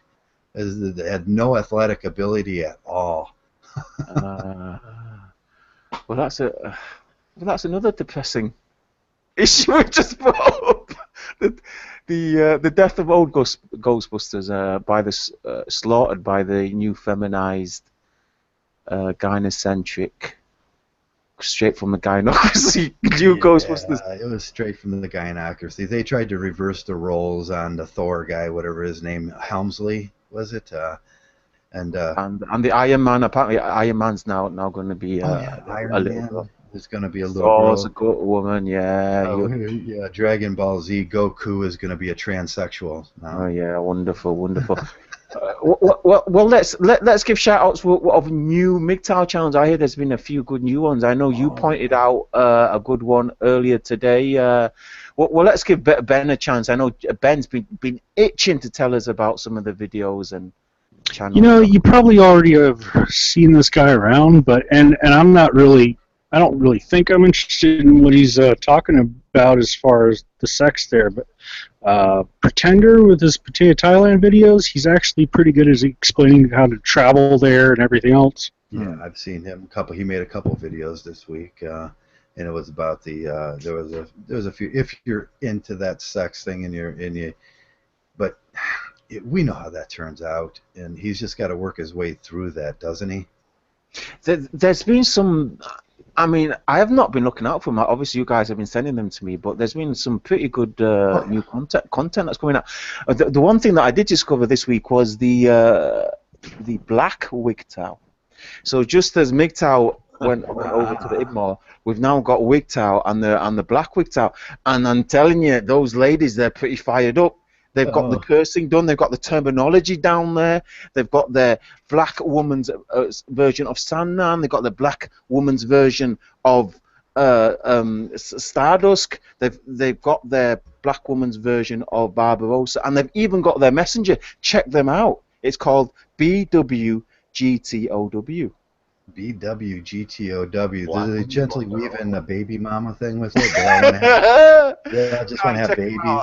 It was hilarious. I loved it. You know, I mean, these ladies, they sound serious. They sound like they mean business. It sounds like they're coming round with their 9mm and their M16. So look out for them, guys.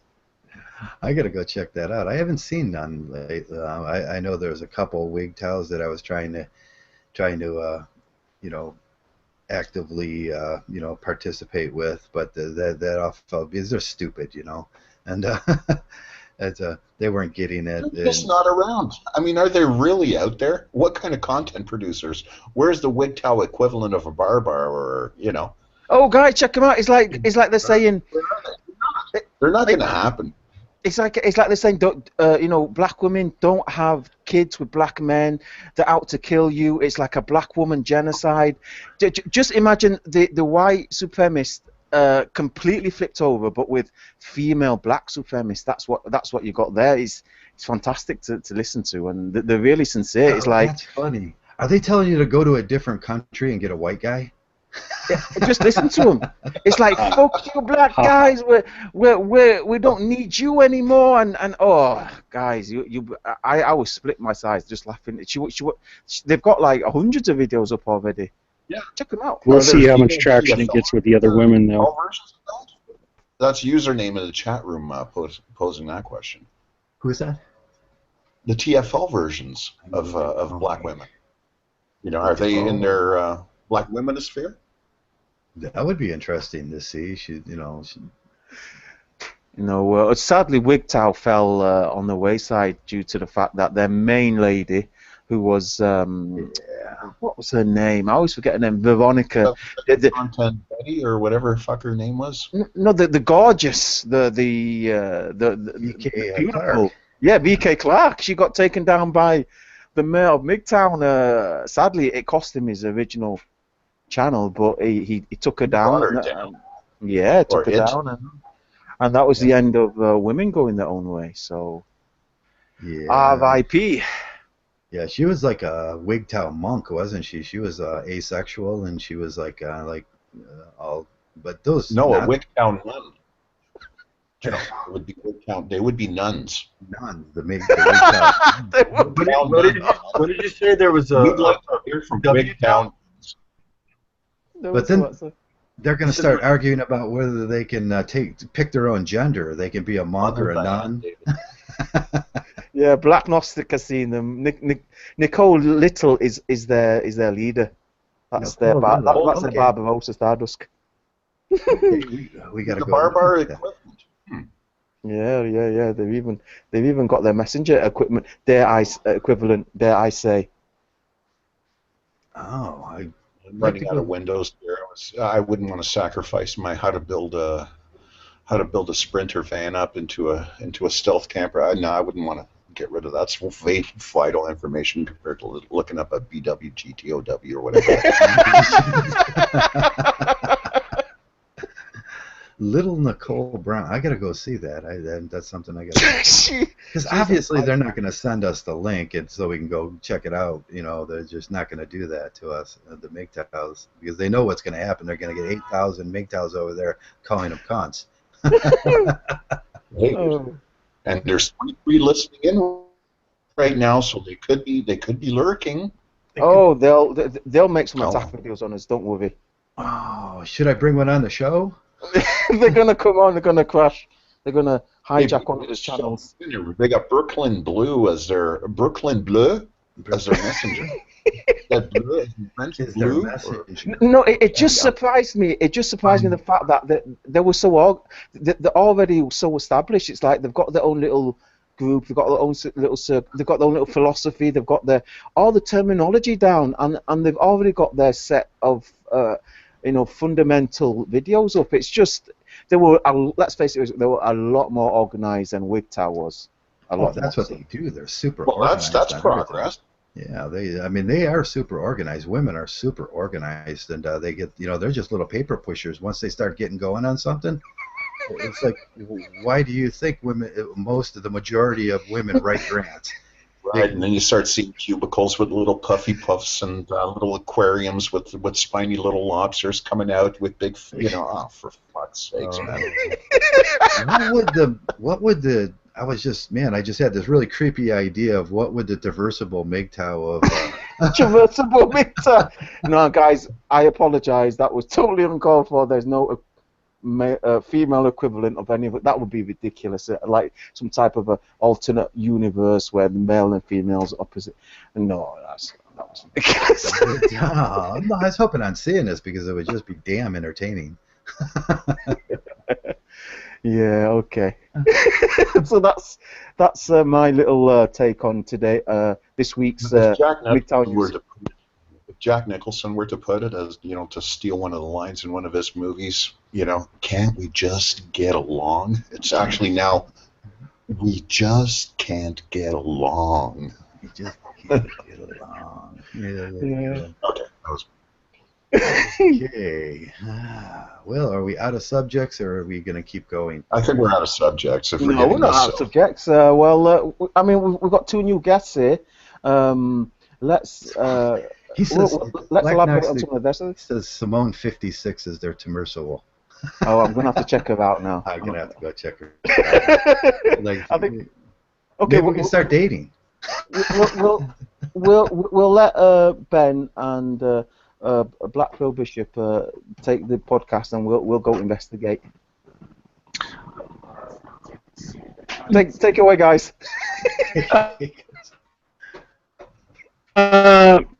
Yeah, I liked where he talked about a ruling where a wife was seeking alimony, and the judge basically told her to go get a job. That's pretty good. Yeah, what was that? Where was that at? Oh man, I don't know. I mean, I don't know. Yeah, I would like to have seen that. Like the judge actually, well, bitch, you just go get a job. Like every other person in this world. I think it was in the UK. Was it in the UK? You guys got a strange sort of there's a separation in your courts there from one township to the next, like a vast. There's a real different amount of things that can happen in each township. Now I know we were talking to a messenger about sometimes in the UK that if you can get your case heard in one township, it would be better. And that's sort of like the counties around Ohio here. Sometimes you can go to one county and you can get a 30-day quick divorce, and then the men will have no rights depending on the judge. And in another county, they kind of follow the rules of, the preposende modum and, modus on that.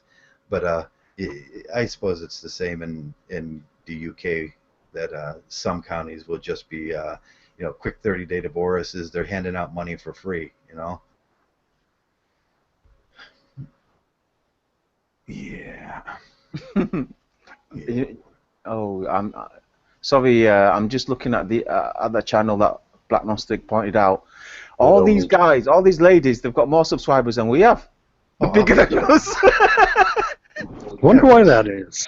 We're censored. Well, did they have might they start a podcast or something? Hinting, ladies, if you're listening in. Yeah. Are they going to put on a podcast and do like what we do too as well? No, like, they've got no podcasts. Obviously, they can't do stuff live. I'm calling these girls out right now. You can't do live stuff. It's all scripted. It's all based on anger. There's no logic or rationality. And no, Simone is not the equivalent to Traversable whatsoever. The first thing I'd like to throw one of their podcasts every now and again. It'd be great. Yeah, they're not going to do it. Just my 2 cents. You got to understand, people are buying their sub count. You can get 1,000 subs a day for $1 a day. They have different packages. A lot of these ladies, they all know about the different agencies. You put your credit card in, you pay $60, and then you have 10,000 subscribers. Like, Yeah, I've seen that happening. Yeah, that happens in Mgtow a lot too, where you have these guys are coming in with 6,000 already pre-scraped, prepaid subscribers and everything, and you could do that easy, but it's a little bit dishonest, because when you look at the videos, they're getting the same amount of views as everybody else, and they're getting the same amount of hits and everything. So it's just intellectual narcissism at that point, where you're trying to look at. But Eric wants me to do the CS voice. No, don't do the CS voice. Can you remember that? There were like, it was called Sweetie Speaks. You remember her? Yeah, Sweetie Speaks. I remember her. Yeah. Yeah, I remember that name. Yeah. She's separate to those. I mean, obviously she's diving, but the thing is, these black Mgtow, they've really taken off. I don't know whether or not they purchased all their views and their subscribers. It's very possible, but these women are normally quite tight-fisted, aren't they? They're pretty miserly. They purchased it. I bet you dollars to donuts they absolutely purchased it. Ain't nobody out there subbing to some hoochie mama. What are you gonna? What is a woman gonna teach you? You know what I mean? What Hoochie mama. What is a woman gonna teach you? They nothing. You're not gonna. There's no. I thought. Hey, you want to go to one of their channels and then put it up and then take a look at the comments? Can we do that? Well, yeah, no problem. You want to do that? Yeah, let me go find out. Which one does Black Gnostic say? Well, shall I do that? Because I've already been pulling them up. Yeah, how about Black Gnostic Mgtow are looking. Yeah, Simone 56. Simone 56. No, let me bring up their leader. Yeah, let's bring up their leader. Let's see. Let's read a few of these. To their leader. Yeah, let's read a few comments on there and see what they're saying. I'm not sure if they censor the comments or not, but that would be funny. But we can get the female point of view. Oh, you found them, have you? Okay, well, shall I share my screen then? Yeah, let's see it. Okay, here we go. This is their main channel. I'll click on you. There you go. There you go. So that's little Nicole. And then we got, I love you even if you don't love me back. Okay, that's not very... Oh, that's BWGTOW. Okay, so it is the female equivalent of Mgtow. Okay, so yeah, what are some of the? Go through the comments. Yeah, let's go to. All right. Okay. Well, which is a popular view? The most popular one is this one here. Look, boycott black males right now. The video. We don't need to see. Yeah, we don't need to see the video. Yeah, we don't want to see the video. Actually, we just want to see the comments. Okay, let's put up the comments. Let's get a bit more lettering. You want to center that out a little? Yeah, there you go. Okay, there's Andrea Fleming saying Prince been lying about being biracial. Okay, so Prince is lying about being biracial. And, all right. See, it's mainly. See, look, I wonder if we scroll down if we're going to see any of the Mgtows. Yeah. Look at this one. Look at Tina. Wait, go up to Tina. Go back up to that. I would make her leave the U.S. altogether for educational opportunities. Meanwhile, Tina with her little pipe dream. Who's going to pay for that? What do you mean? How are you going to make your teenage American daughter leave the country? Who's going to pay for that? How are you going to convince a teenager, to do that? Oh, I'm sending you out of the country for educational purposes. I mean, there's nothing but sewage in their heads. Like, what is that? Okay, Emma shines. Obviously, the shining light version of Mgtow. Black men can't be taken seriously. They have no power whatsoever. None. Next time these Negroes are used to target practice, let non-black women fight for the black man. Is that how it goes there? So what she's saying? She's saying that black men are using black women as like human shields. Is what she's saying? Yeah, she No, wants. she's saying what they're saying. What these B towels are saying is that there's no actual black men and like who are judges and except police officers. You know what I mean? They're saying they're trying to basically say it's all run by the white man, and since it's that way, the black man's useless. That's basically. Okay. Oh, well, one point I heard of theirs that I did try to pull them up on is that they're saying that black men are killing black women on record levels, and I said, can one of you come forward and just tell us about an incident you had where a black man hit you before you hit them? And I'm still waiting for a response.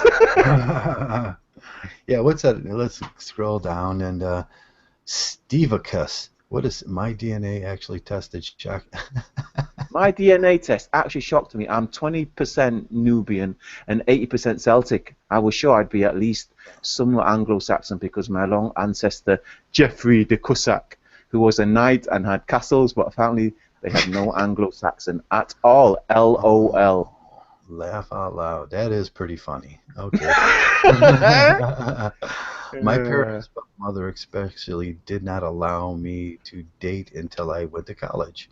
Oh, well, that's pretty honest. That girl lives in another universe. You know, she's made shit up. Yeah. Just come along, just made shit up. Yeah. More like. Oh, there's a fanboy. There's a get fangirl. Good video girl. There you go. He's got your fangirls in there. Mgtow's got their fanboys too. Oh, a big shout out to Howard there. He had someone claiming to be a fangirl in the chat room earlier, and he got a bit of shit from Johnny Midnight. Some girl called Cleo. Steve's got the best fangirl. Yeah, I mean, they say all this stuff, but in reality, they're just gonna, they're gonna turn the video off, and they're gonna go back to being the little simp marshals that they are. And what did that last comment say on that thread? Right there, Nicole Little Ditto. Yeah, I understand this is a sensitive. Especially if you are a black woman with sons. I just say raise a better black son to be the best of your ability. We all know that even if you're privileged to have experienced nothing but good from the black man in your family, you still encounter wayward black males in society unless you live in a high-end neighborhood where the black UPS guy knows, just deliver my package the back door, the back away from the door. LOL. Oh. I think, I don't know if that has to do with being black. I mean, I'm pretty sure the white UPS guy, he doesn't get to hang around the person's door either. I mean, that's just part of that's what you do. You deliver a package and you back away from the door. Like, you're doing anything else and malingering around the property. It doesn't matter what your race is. That's going to raise suspicion. Here's one interesting thing I came across. They've got one channel called No Black Men, White and Asian Men Only. I'm looking forward to that guy Lou going around there, seeing what support he can get. You remember Lou? Jerry Lou, is it something? That guy that says I said the word bitches. Yeah, Jerry Lee, yeah. Bitch, I could just say that. Yeah. Stop supporting black males. They are not offering any reciprocity. Why would they offer reciprocity? Yeah, okay. I've always had to fight an attitude. With women starting preschool or BM. I had to talk to someone, a late bloomer. Oh, yeah, she's a late bloomer. Yeah, so so the channels are there. It's like they've got their following. See the thingies keep going. Wait, look at that one. Look at Marilyn Johnson. Marilyn Johnson, outstanding video, Nicole. The title says it all. Boycott black males, and she's got an old white woman on there. That is like sarcasm, isn't it? Okay, so what does this mean? Black males are the new ghetto gaggers, aka thug hunters. See, they've got all this terminology that they're creating. We're outclassed already. It's like they're already ahead of us. I mean, Stardust is going to take another year to decipher all this new English. Oh man! Wait, man, this is such a made-up account too. Look at all this, dichotomy, back and forth, black and white, hate. You got to keep it up, man. It's like they can't live without it. Yeah, man. I never thought they'd. Never thought I'd see Ibmore so easily challenged. It's like, I mean, these girls. I mean, they've already got. I mean, you saw the chat room. I mean, you saw the comments. It's full.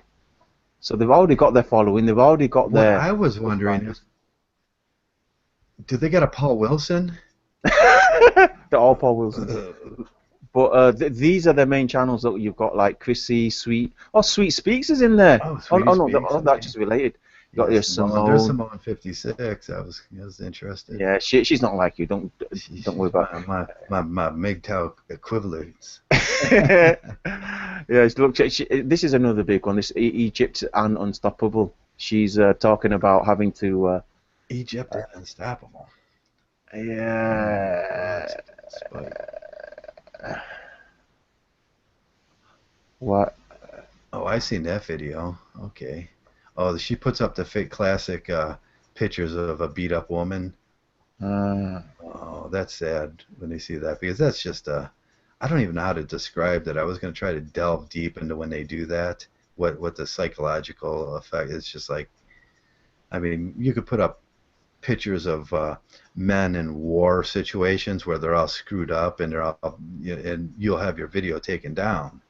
But, yeah, I mean, media manipulation. I mean, that's just the oldest trick in the book. I mean, I've seen videos where someone's. Well, I saw a video where two starving men, they killed a cow and ate it. Obviously, that doesn't seem like a sin to us, but in India, where they worship the cow, it's a capital offense. And the two men, they were beaten to death. They were set alight. They were burned. It was horrific. And then a while back, a couple of weeks ago, a guy sent me this video. Said, "Look, these are two homosexuals that Muslims burnt alive." And I said, "Listen, you shithead, I've seen this video before. It's two men that they killed a cow and they ate it." And then you know, some media manipulation. That's a common thing. I mean, you really need to know what happened before that scene, what happened after. You need to know the context of what's really going on there. But yeah, they always had some videos up. Fuck with the narrative, man. That's big. I mean, just what you can do on the internet these days. You take a picture, a little video of anything, and then just overdo your own little made-up news story to it. You can do a lot. That's right. That's right. Now I seen a little bit of what they get away with on even in their titles there. I seen one about black men aren't ready for war yet, and that video wasn't. You could see the video, so obviously it was still going and monetized or something. Man, if I put something on that said, about war and Mgtow, they would take my video down in a minute and unmonetize it, and you wouldn't be able to see it. Well, who's saying that though? Who's saying that? Black? Is that that BW Tao saying that stuff? Yeah, that was one of the last videos, the titles I read on it, and but women will naturally, gynocentrism is going to be they're going to be able to say things that we aren't allowed to get away with, and that was my point on that. They could take it to a whole. If whether anyone's ready for war or not, if there was some war, they would be shriveling and shaking and crying and sniveling and complaining about how hungry they are and getting people killed and getting them. It would be terrible. Like, so you're gonna talk about other people not ready to. First of all, if you've never been in war, you shouldn't talk about it. Right, yeah, they're what they're really saying is men aren't. They're not going to go war for them and everything. And no, we're not anymore. I don't think most. A lot of guys aren't going to go do that. They're going to go to college. They're going to start a business. They're just not going to go do that for females anymore. That's a precarious situation we are in some of the states, and in England and everything. What happens when men aren't willing to fight anymore, and they can't put us in a situation? There's two things. It'll sort of look like from one end that there's some hollow victory in that, like come in and just fuck these women up thing. But on the other end, that's not going to happen. The intruding army is going to come in and they're going to kill all the men that aren't willing to fight.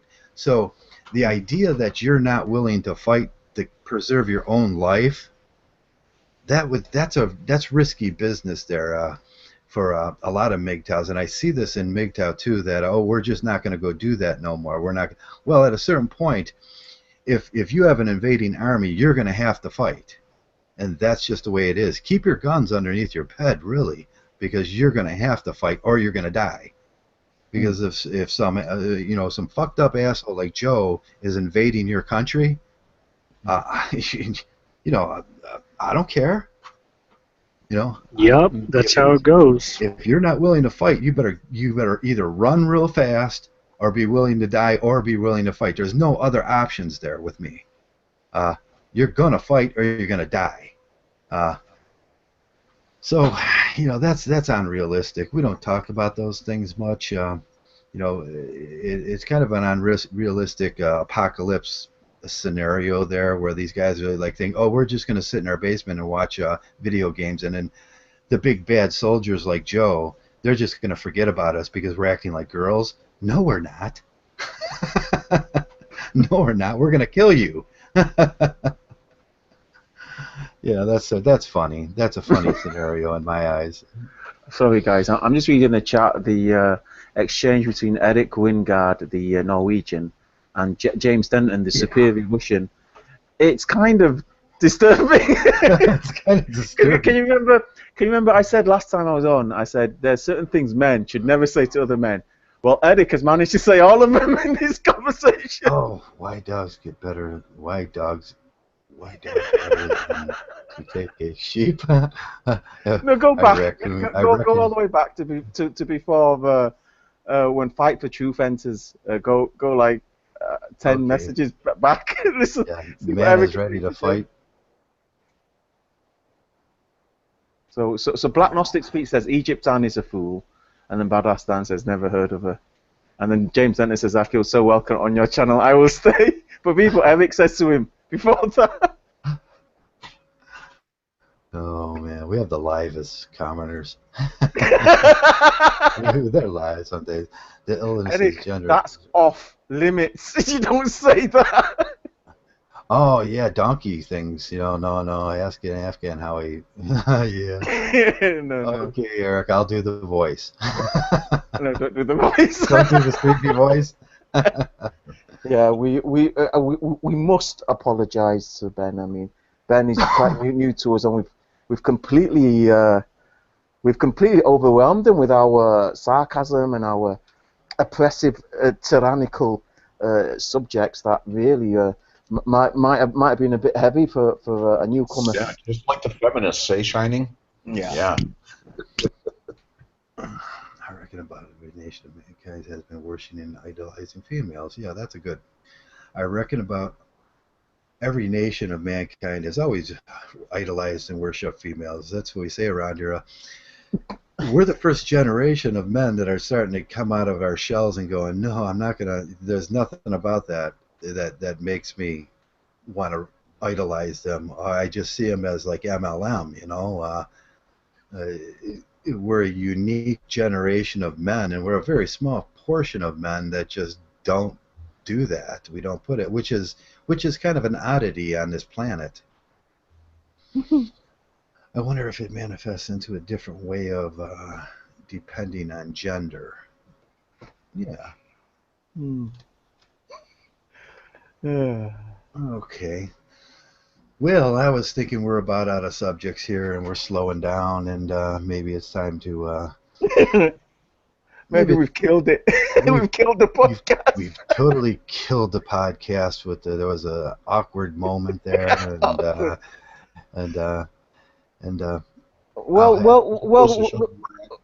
we'll let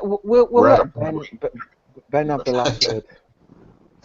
All right, that was a good podcast, or whatever it is. Okay, does anybody have a summation about what you learned today? No, I don't know. I learned absolutely not. Yeah, podcasts can go awry sometimes, and it's sometimes about humor and sarcasm, and. Let me just pick up on a couple of comments that some of the guys they said earlier on. Vico Champagne, going back onto the addiction, because we started off with addiction. Yeah, we shut it off. He says, can you be addicted to something if you've never had any? Now, that's a brilliant point, because obviously, if you're a virgin, you've never had sex. How can you be addicted to sex? It's quite interesting. That's interesting thing because you can Sex be is all in the mind. yeah you can be addicted to It's trying all in to the get mind. it. So even prepubescent, I mean, Well, that's those guys who are studying this, you probably have a better answer. But sex is primarily in the mind, man, and it happens even way before puberty. Well, I well. mean, we should know that guys too as well, right? yeah, you Let's can look at that.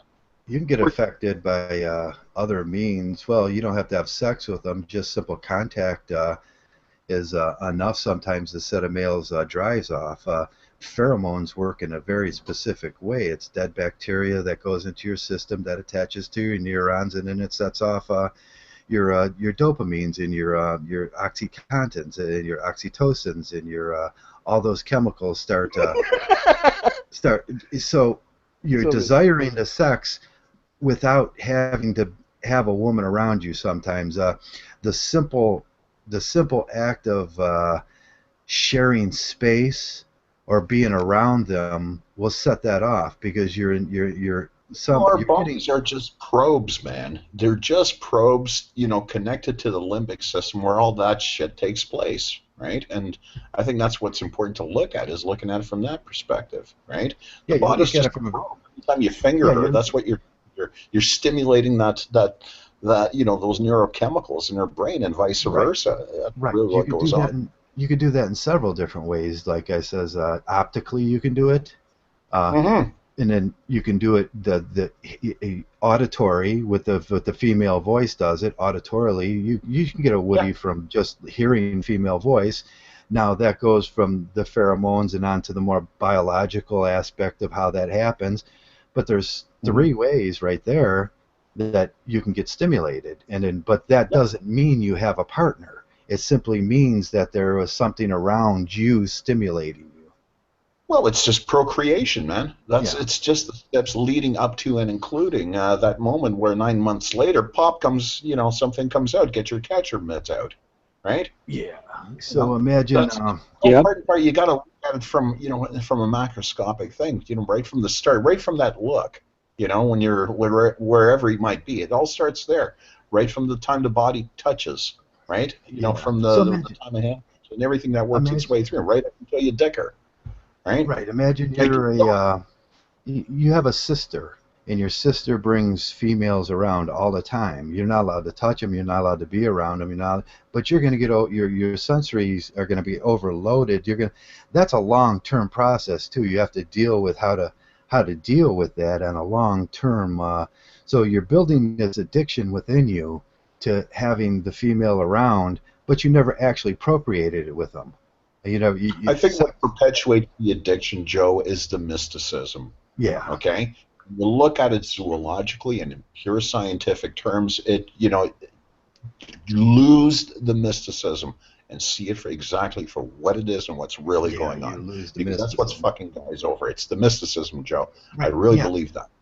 Peer pressure too for boys 17, 16, 15 years old. The peer pressure to simply say that I never wanted to be around women when I was that age, but the peer pressure to go around the group of men and say, yeah, I did her, and was overwhelming, and you had to succumb to that kind of pressure. Now that leads to a lot of really bad situations for boys where they have what I call Stifler's mother coming around, and she's the 30-year-old woman in the neighborhood, and she wants to have sex. She's the pedophile in the neighborhood. She wants to have sex with the young boys, and then they get oversensitized by this reactions, and then they have regret and remorse for the rest of their lives, looking back and go, wow, how did I do that? What? And that's accepted in our society, that we have a lot of Stifler's mothers. Yeah, they became popular, I think, amongst the Gen X women. Those are in their 40s. Yeah. There's this huge trend, of hitching up with a young bloke. Well, I got bad news. I got really bad news for you guys. It's just going to get worse and worse because the music is getting worse and worse, and we're seeing the cusp of stuff, that was, incubated and cultivated, years and years ago when they didn't even have the Kardashians on TV. They didn't even have this Rihanna and Lady Gaga kind of music, and that's where we're at now. So it's the future is grim. Yeah, the female voice, when you turn on the Red Shift talked about he hit on the female voice, and I think the female voice is very important. That's another way where you're indoctrinated to hear the female voice on radio, on TV, and that starts from when you're a little kid, your mother's voice, and then your teacher's voice, and then there's 86% female teachers, and then the female teacher's voice becomes an authoritarian voice, and then you get used to that. By the time you're 18, 19, 20 years old, you're only willing to accept things when it comes from the female voice. Then it sounds better to a lot of males, and that's a trap right there that we get into. A lot of guys have to be desensitized from that and start hearing the male voice for its wisdom again. And then we kind of do that around here. It takes a while before you come around. You want to listen to Zeta or myself and everything, because it's a very, very male voice, and we see the rejection of that sometimes. Yeah. Yeah, the male voice, and when male pumping spice lattice. Well, look, Vico Champagne finishes off with a good point. He says you can never really turn it fully off. You just manage the hunger. Yeah, you manage it, and that's how you start. Oh, did you see that video today of that guy that come around and he says he's done? What was that we who shared it? Warhorse shared it with us. It was a brand new guy, and let's give him some props before we leave. Warhorse? Yeah. Right. No. Warhorse put his the guy he linked. Oh my God, I have 30 boxes open here. Okay, well, while you look for that, Johnny Midnight makes one of his class comments. Obviously, it's going to have a level of sarcasm in there, but there is a good point that derives from this, and that's, well, he says, as soon as I could bust a nut, I knew that 9s and 10s were out of my league, so no fucks were given. Now, obviously, what he means is, as soon as he came into puberty, he felt that really, really good-looking women were out of his league. Now, this is actually quite common. Normally, when boys come to that age, they actually think quite little of themselves. I mean, it all starts there. Well, the pedestalization of women starts there. It's like they think they are so low, and women are like so much like have more value than them. I'm sure the guys in the chat room, as well as you guys here, can relate to that. So, any advice to the young men that are listening about that type of a attitude or mindset?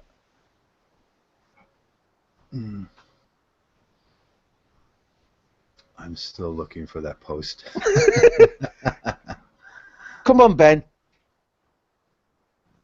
You may feel alone, but it's probably not going to last as long as you think. Just stick in there. Well, what about you, Black Bishop? You was a teenager once, and I'm sure you could relate to the teenage boy who thought that that pretty girl was in his class was far too good for him. That was far too good for him. Well, I wrote in the chat earlier pretty much what you just wrote. I've never been with a 9 or a 10 my entire life. Now I've been with a few 8s, maybe 8.5s on a good day, but I've never been with a 9 and 10, and zero fucks are really given about that.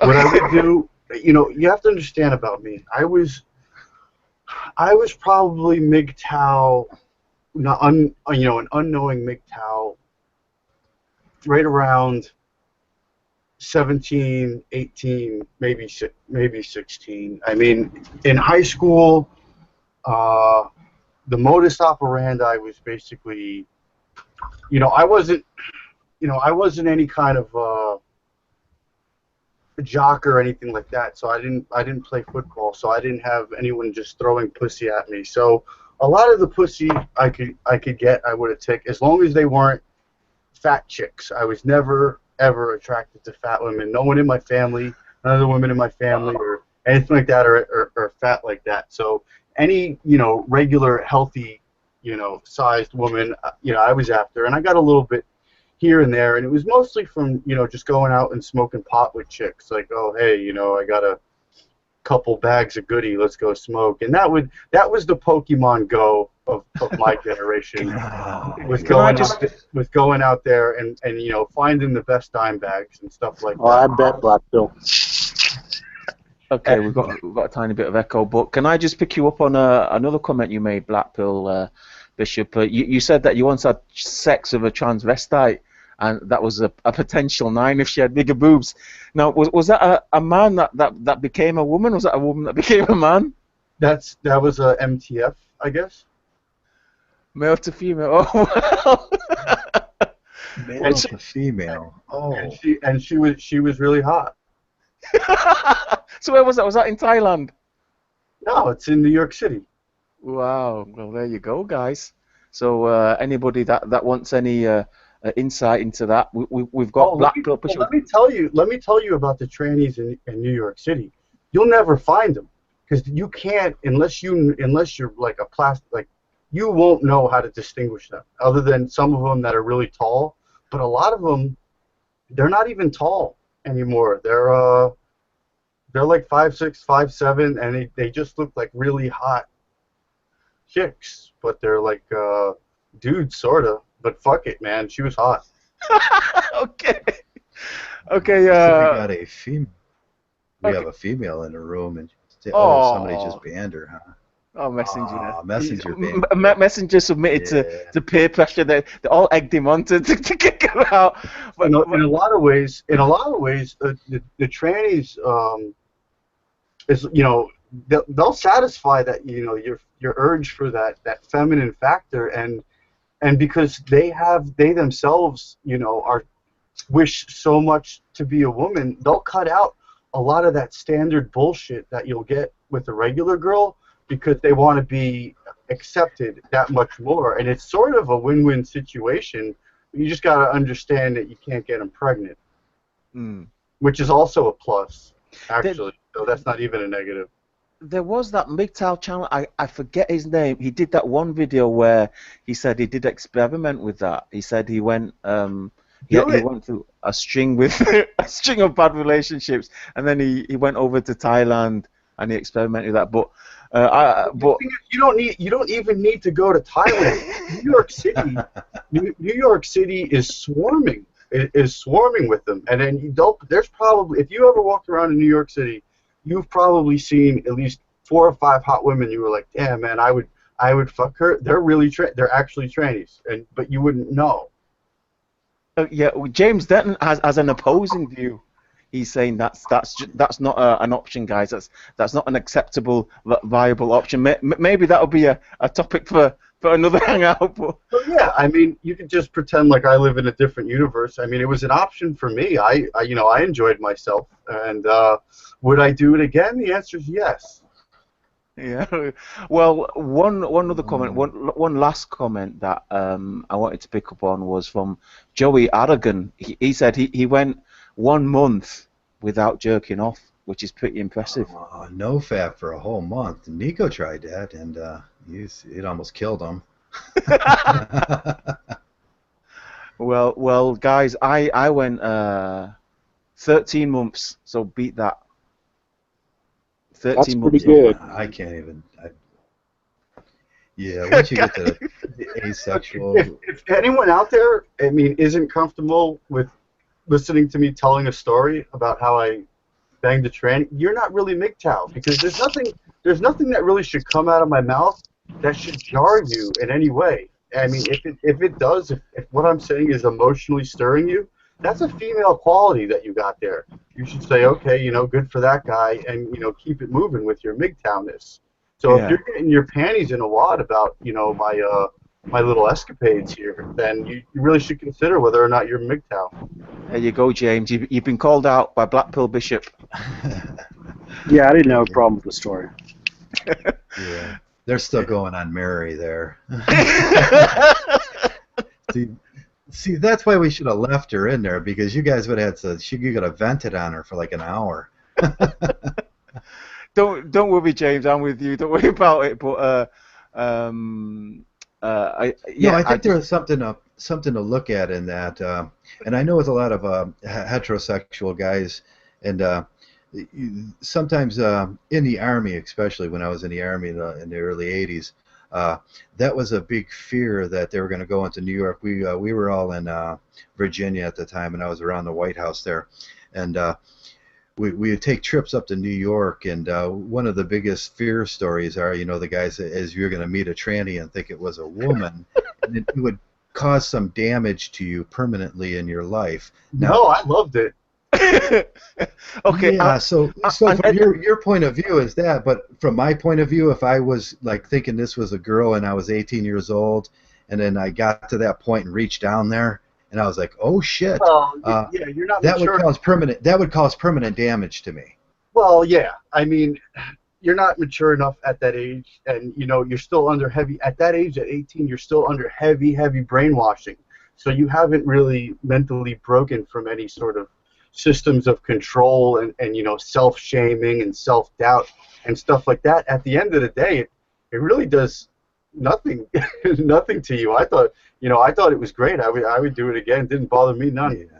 Yeah. See, it would be your the way your sexuality is that way. Now my sexuality is an asexual, and at the point when I was doing those things, I was very prudish about things anyways.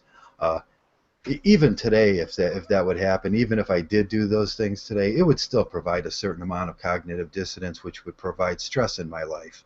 Well, I'm gonna put this out there. I'm gonna say I could never be fooled by a tranny. I know a lot of guys probably think that. Yeah, the voice. All right, I got one for you. The voice, yeah, the voice, and Wait, hold on. Do you think Sandra is a woman? No, I agree that there's a certain level of makeup and and there is quite a few men that are able to look like a woman. Do you think Jennifer Aniston's a woman? And there's some women that look like men, but the thing is, I think after like a few sentences, I think you would know generally. No, you don't. Look how many people Sandra Bullock has fooled. Look how many people Angelina Jolie has fooled. Those are men. Those are top dollar, high dollar transsexual actresses. Wait a second. Are you saying Angelina Jolie is a? No, she had babies. Well, no, she didn't have babies. The babies are fake. They're all adopted. Yeah, they're adopted fake babies. Yeah. So Brad Pitt is like an FTM. He's an FTM. He's an FTF. Okay, that makes sense. And sometimes what they'll do is they'll cut off the testosterone and they'll give birth, and then after they do that, then they'll get back on the testosterone. Now, whether or not Brad Pitt actually did that, I don't know. I'm just saying what I do you think Michelle Obama's like? Oh yeah, absolutely. That's the other thing. I mean, get with the times, people. Our first lady is a tranny. So I mean. So we may already have a female president. I don't know. I mean, he could be. Jungle Surfer, the YouTube channel Jungle Surfer. He seems to think so, but I just think maybe not with that. I don't know. Yeah, Sandra Bullock's. She's hard to. It's kind of hard to place on that. I do know on a Bravo station. Oh, I got one. This will completely. What's her name? Can you Google right now and bring up Brooke Shields and look at some recent pictures of her? Oh, she's horrible now, isn't she? That's how these trannies kind of age, especially when they're and they do a lot of drugs. Look at her. It's pretty much. I don't know. Just look at the pictures. Yeah, I'll bring it up here. Yeah. Yeah, she looks a lot like. Oh, that's good. Oh, wow. Yeah, that's a perfect one. Woo. Let me bring it up. I can't see it. I'm getting there. Screenshot. Brooke Shields. Share. Okay, there she is. And that's Brooke Shields, the way she looks now. You Yeah, can see the square jaw. The Yes, Sandra Bullock has 2 children. Now look- She can't be a tranny.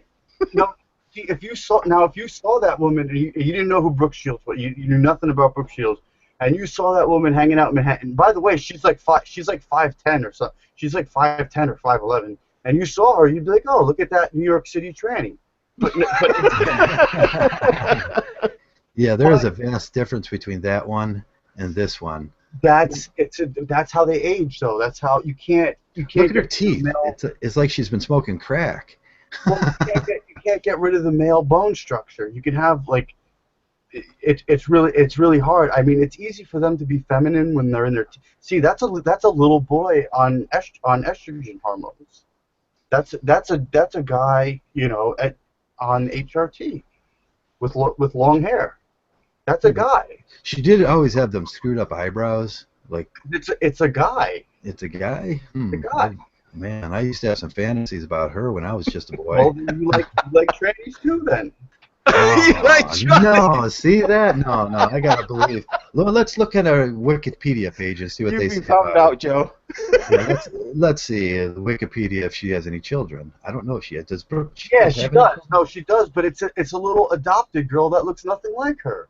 Well, she has 2 children. Okay. Yeah, but you can say that, but they're adopted. Oh, you think they're adopted? They all are, all of them. Now take a look at who's another good one. Jennifer Aniston. Let's see if you can spot her.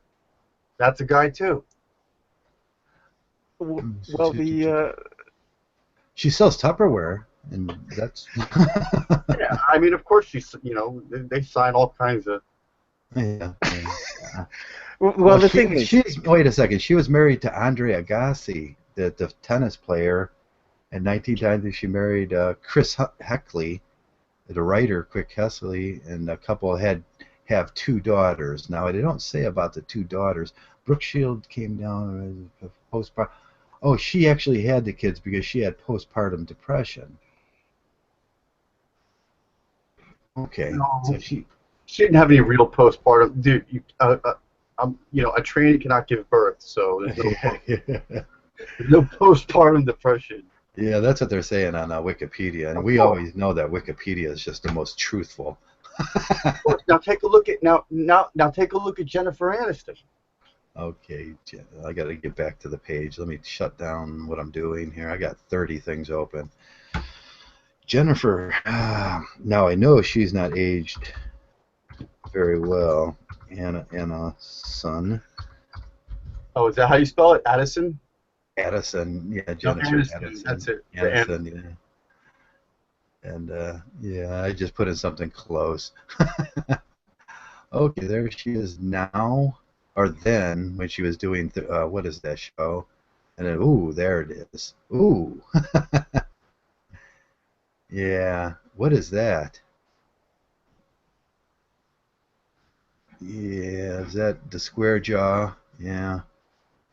well, generally, women without makeup and without their hair, if they shorten their hair, they lose most of their feminine looks, so to speak. And obviously, when a small-jawed man starts putting makeup on or grows his hair and puts, does the eyelashes, oh yeah, obviously, he loses most of his masculine features. Look at the shoulders. Look how they hide. Those are really wide shoulders, but look how they hide it. By the way, you see how big that cleavage mark is in the dress? Yeah. That's an abnormally large cleavage part. The reason why they do that abnormally large cleavage part is so the shoulders go straight up, so they look narrow. But if that was a normal size cleavage part on a woman's dress, those 2 angular straps would go sideways, so they do it. Look at that shoulders. That's when they start taking the estrogen at a young age, they don't develop much muscle, but bone wise, I mean, it's all there. Yeah, now look at that. That she really kind of looks like a. It's a little. Yeah, look at the hands and the forearms. Yeah, look at the hands. Look at the hands, dude. The Zoom muscle. in Yeah, the hands. muscle on the arm. Can you zoom in on the hands? I don't know if I can zoom in. Let me see. Okay, just for reasons of poverty and for reasons of balance, I'm just going to say I do not condone sex with transvestites or any type of sex. Yeah, me neither. I don't condone sex with, you control yourselves. But if Black Pill wants to do it, more power to the guy. So. Okay, let me X out of here. Yeah, that's right. I do it, and I give no fucks about it after it's Okay then. Well, I think that was a brilliant note to end the podcast on, Joe. Okay, let me stop sharing this. Okay, there I go. Oh man, I had to get through a lot of pages there, didn't I? Yeah. Okay, with that said, we've been going 3 hours. 7 That's hours. pretty good. Yeah, 7 hours. We haven't done none of the 7-hour ones anymore. And we will for the New Year and Christmas. yeah, I do want to do, and I want to say that I do want to get a bunch of guys together and maybe do a mid-year 12-hour one. The Just summer for the solstice. The summer Yeah, solstice. just for the purpose of with my thoughts on that was always that if we just become and guys get used to just every day you can go to a Mgtow podcast and it'd be like a radio show, and you have a bunch of guys that just talk about Mgtow, and it puts us out there and into it doesn't put us out there into the media, but it puts us out there, and the closer we get to that, the better off we're going to be. Who would be your ideal panel? Who would you include on there ideally? I know you'd want Steve Hoker in there along with James Denton. Oh yeah, Steve get and that, James. We can get that ironed out once and for all. Get that ironed out, and Male Feelings always does a great job when he's on the show. Yeah, we talk for hours sometimes. You, Messenger, Zeta. Black Gnostic Speaks. I'd love to get Black Gnostic Speaks in again because I just love talking to that guy. We got so much in common. And, yeah, I'd like to pick his brain again. Yeah. He's me and him got a lot in common, and eventually, I'd just love to get one of those. What do you call them? Big Mgtows. Black women going their own way. Yeah, that would be so interesting someday to just get one in and see what she has to be articulate and bright, and and see what their ideologies, and try to keep it so the guys don't call her cunt time after time. Eric Wingard, of course you'd be welcome. Of course, as soon as you come on, you'd find that we take you on just as much as the amount of shit that you give us. Don't worry about that. We're gonna give it back. Yeah. Yeah, don't worry about that. Wingard, you met your matches on here. Okay, so it's one of these days we'll put that together. I thought that there was a mother's rights day that was coming up. Me and Male Feelings had talked about it right around August 2nd. There was a holiday called Single Mother's Day is coming up, and that would be a great day. It lands up on a Friday. Single Mother's Day. Yeah, there's a Single Mother's Day holiday coming up, and that's when we should do a 12-hour anti-Single Mother's Day podcast. Yeah, that's the best way to time stuff like that. Yeah, so I wanted to get together with Male Feelings on that and kind of see what day that day's all about, so we can kind of promote it and see if we can get a bunch of guys in there so we can trash single mothers all day. Yeah, bless you. I just wanted to say to everybody, first of all, thank you for having me here, Traversable. It's always a pleasure with you guys. And remember, resign from your marriages. Don't go through a divorce attorney. Draft a resignation, have it notarized. That's your official document. Yep. Stop asking the courts for permission. We don't need permission from there's mating laws and mating rituals, and it's just they're just lead to punish you for not doing what they want out of you. So just resign, walk away, go away, not be found, and that's the going galt way to do it too. If you find that you're in a relationship where you just don't want to be there anymore, you have every right to leave, and just have a financial abortion, resign from that, and that's the way things should work. It's it's natural in biology. And with that, I'm going to stop the broadcast, and you guys have a great day. You want to give a quick shout out to everyone? I mean, 100 people turned up today. I'm not. I'm not on that page. You want to give that shout out? Yeah, of course. We need to, first of all, well, the last person to comment and probably the most interruptive and riotous, Eric Wingard, the Norwegian terrorist. We got Tim A, which, you know, it was nice to have a sensible, serious person comment. Obviously, Messenger turned up. Badass Dan turned up. Look out for my next episode of Name That Whatever It Is. Neo 100 is being controversial. He's trying to, well, I don't know if he's playing devil's advocate. He's promoting women's equality and stuff there. Peace must prevail. A new guy turned up. Peace must prevail. Nice to see him. Welcome. Yeah, obviously Zeta and James Denton is thoroughly offended and upset. Thoroughly offended today. A fight for truth as well. I've not seen this guy before. Some lady turned up earlier on. I think her name was Messenger kicked her out, but yeah, there she is, Mary Shield of Roof. She seems to be a Native American lady, I presume. Johnny Midnight. Yeah, you and Banner. Johnny Midnight. Black Gnostic speaks. Obviously, Warhorse jumped out earlier, and obviously, I've got to shout out. Big shout out to my main man, Cyborg 009, currently called Dr. Leonard McCoy, and anyone else who I missed, I apologize, and hopefully I'll see you guys again on Joe's wonderful, the best podcast on YouTube at the moment, beating the Ultimate Fighter, the Honey Badgers, anything or in the manosphere or anywhere else in part of YouTube. Thank you. Okay, and I have to do the voice for Eric today. And with that, goodbye, guys. Goodbye. You're going to regret that later on in your life, Joe. I'm going to regret that later on in my life. Yeah. It's going to come back to haunt you. It's going to come back to haunt you guys at night. You're just going to hear, hi, guys. Oh, yeah, and obviously a big thanks to Benjamin or Ben Volokost for joining us today. Yeah, Badass Dan. Love that name. This my free, staying free Mgtow. And preach must prevail. We got a lot of new guys today. With that, I'll close it out. You guys have a great day.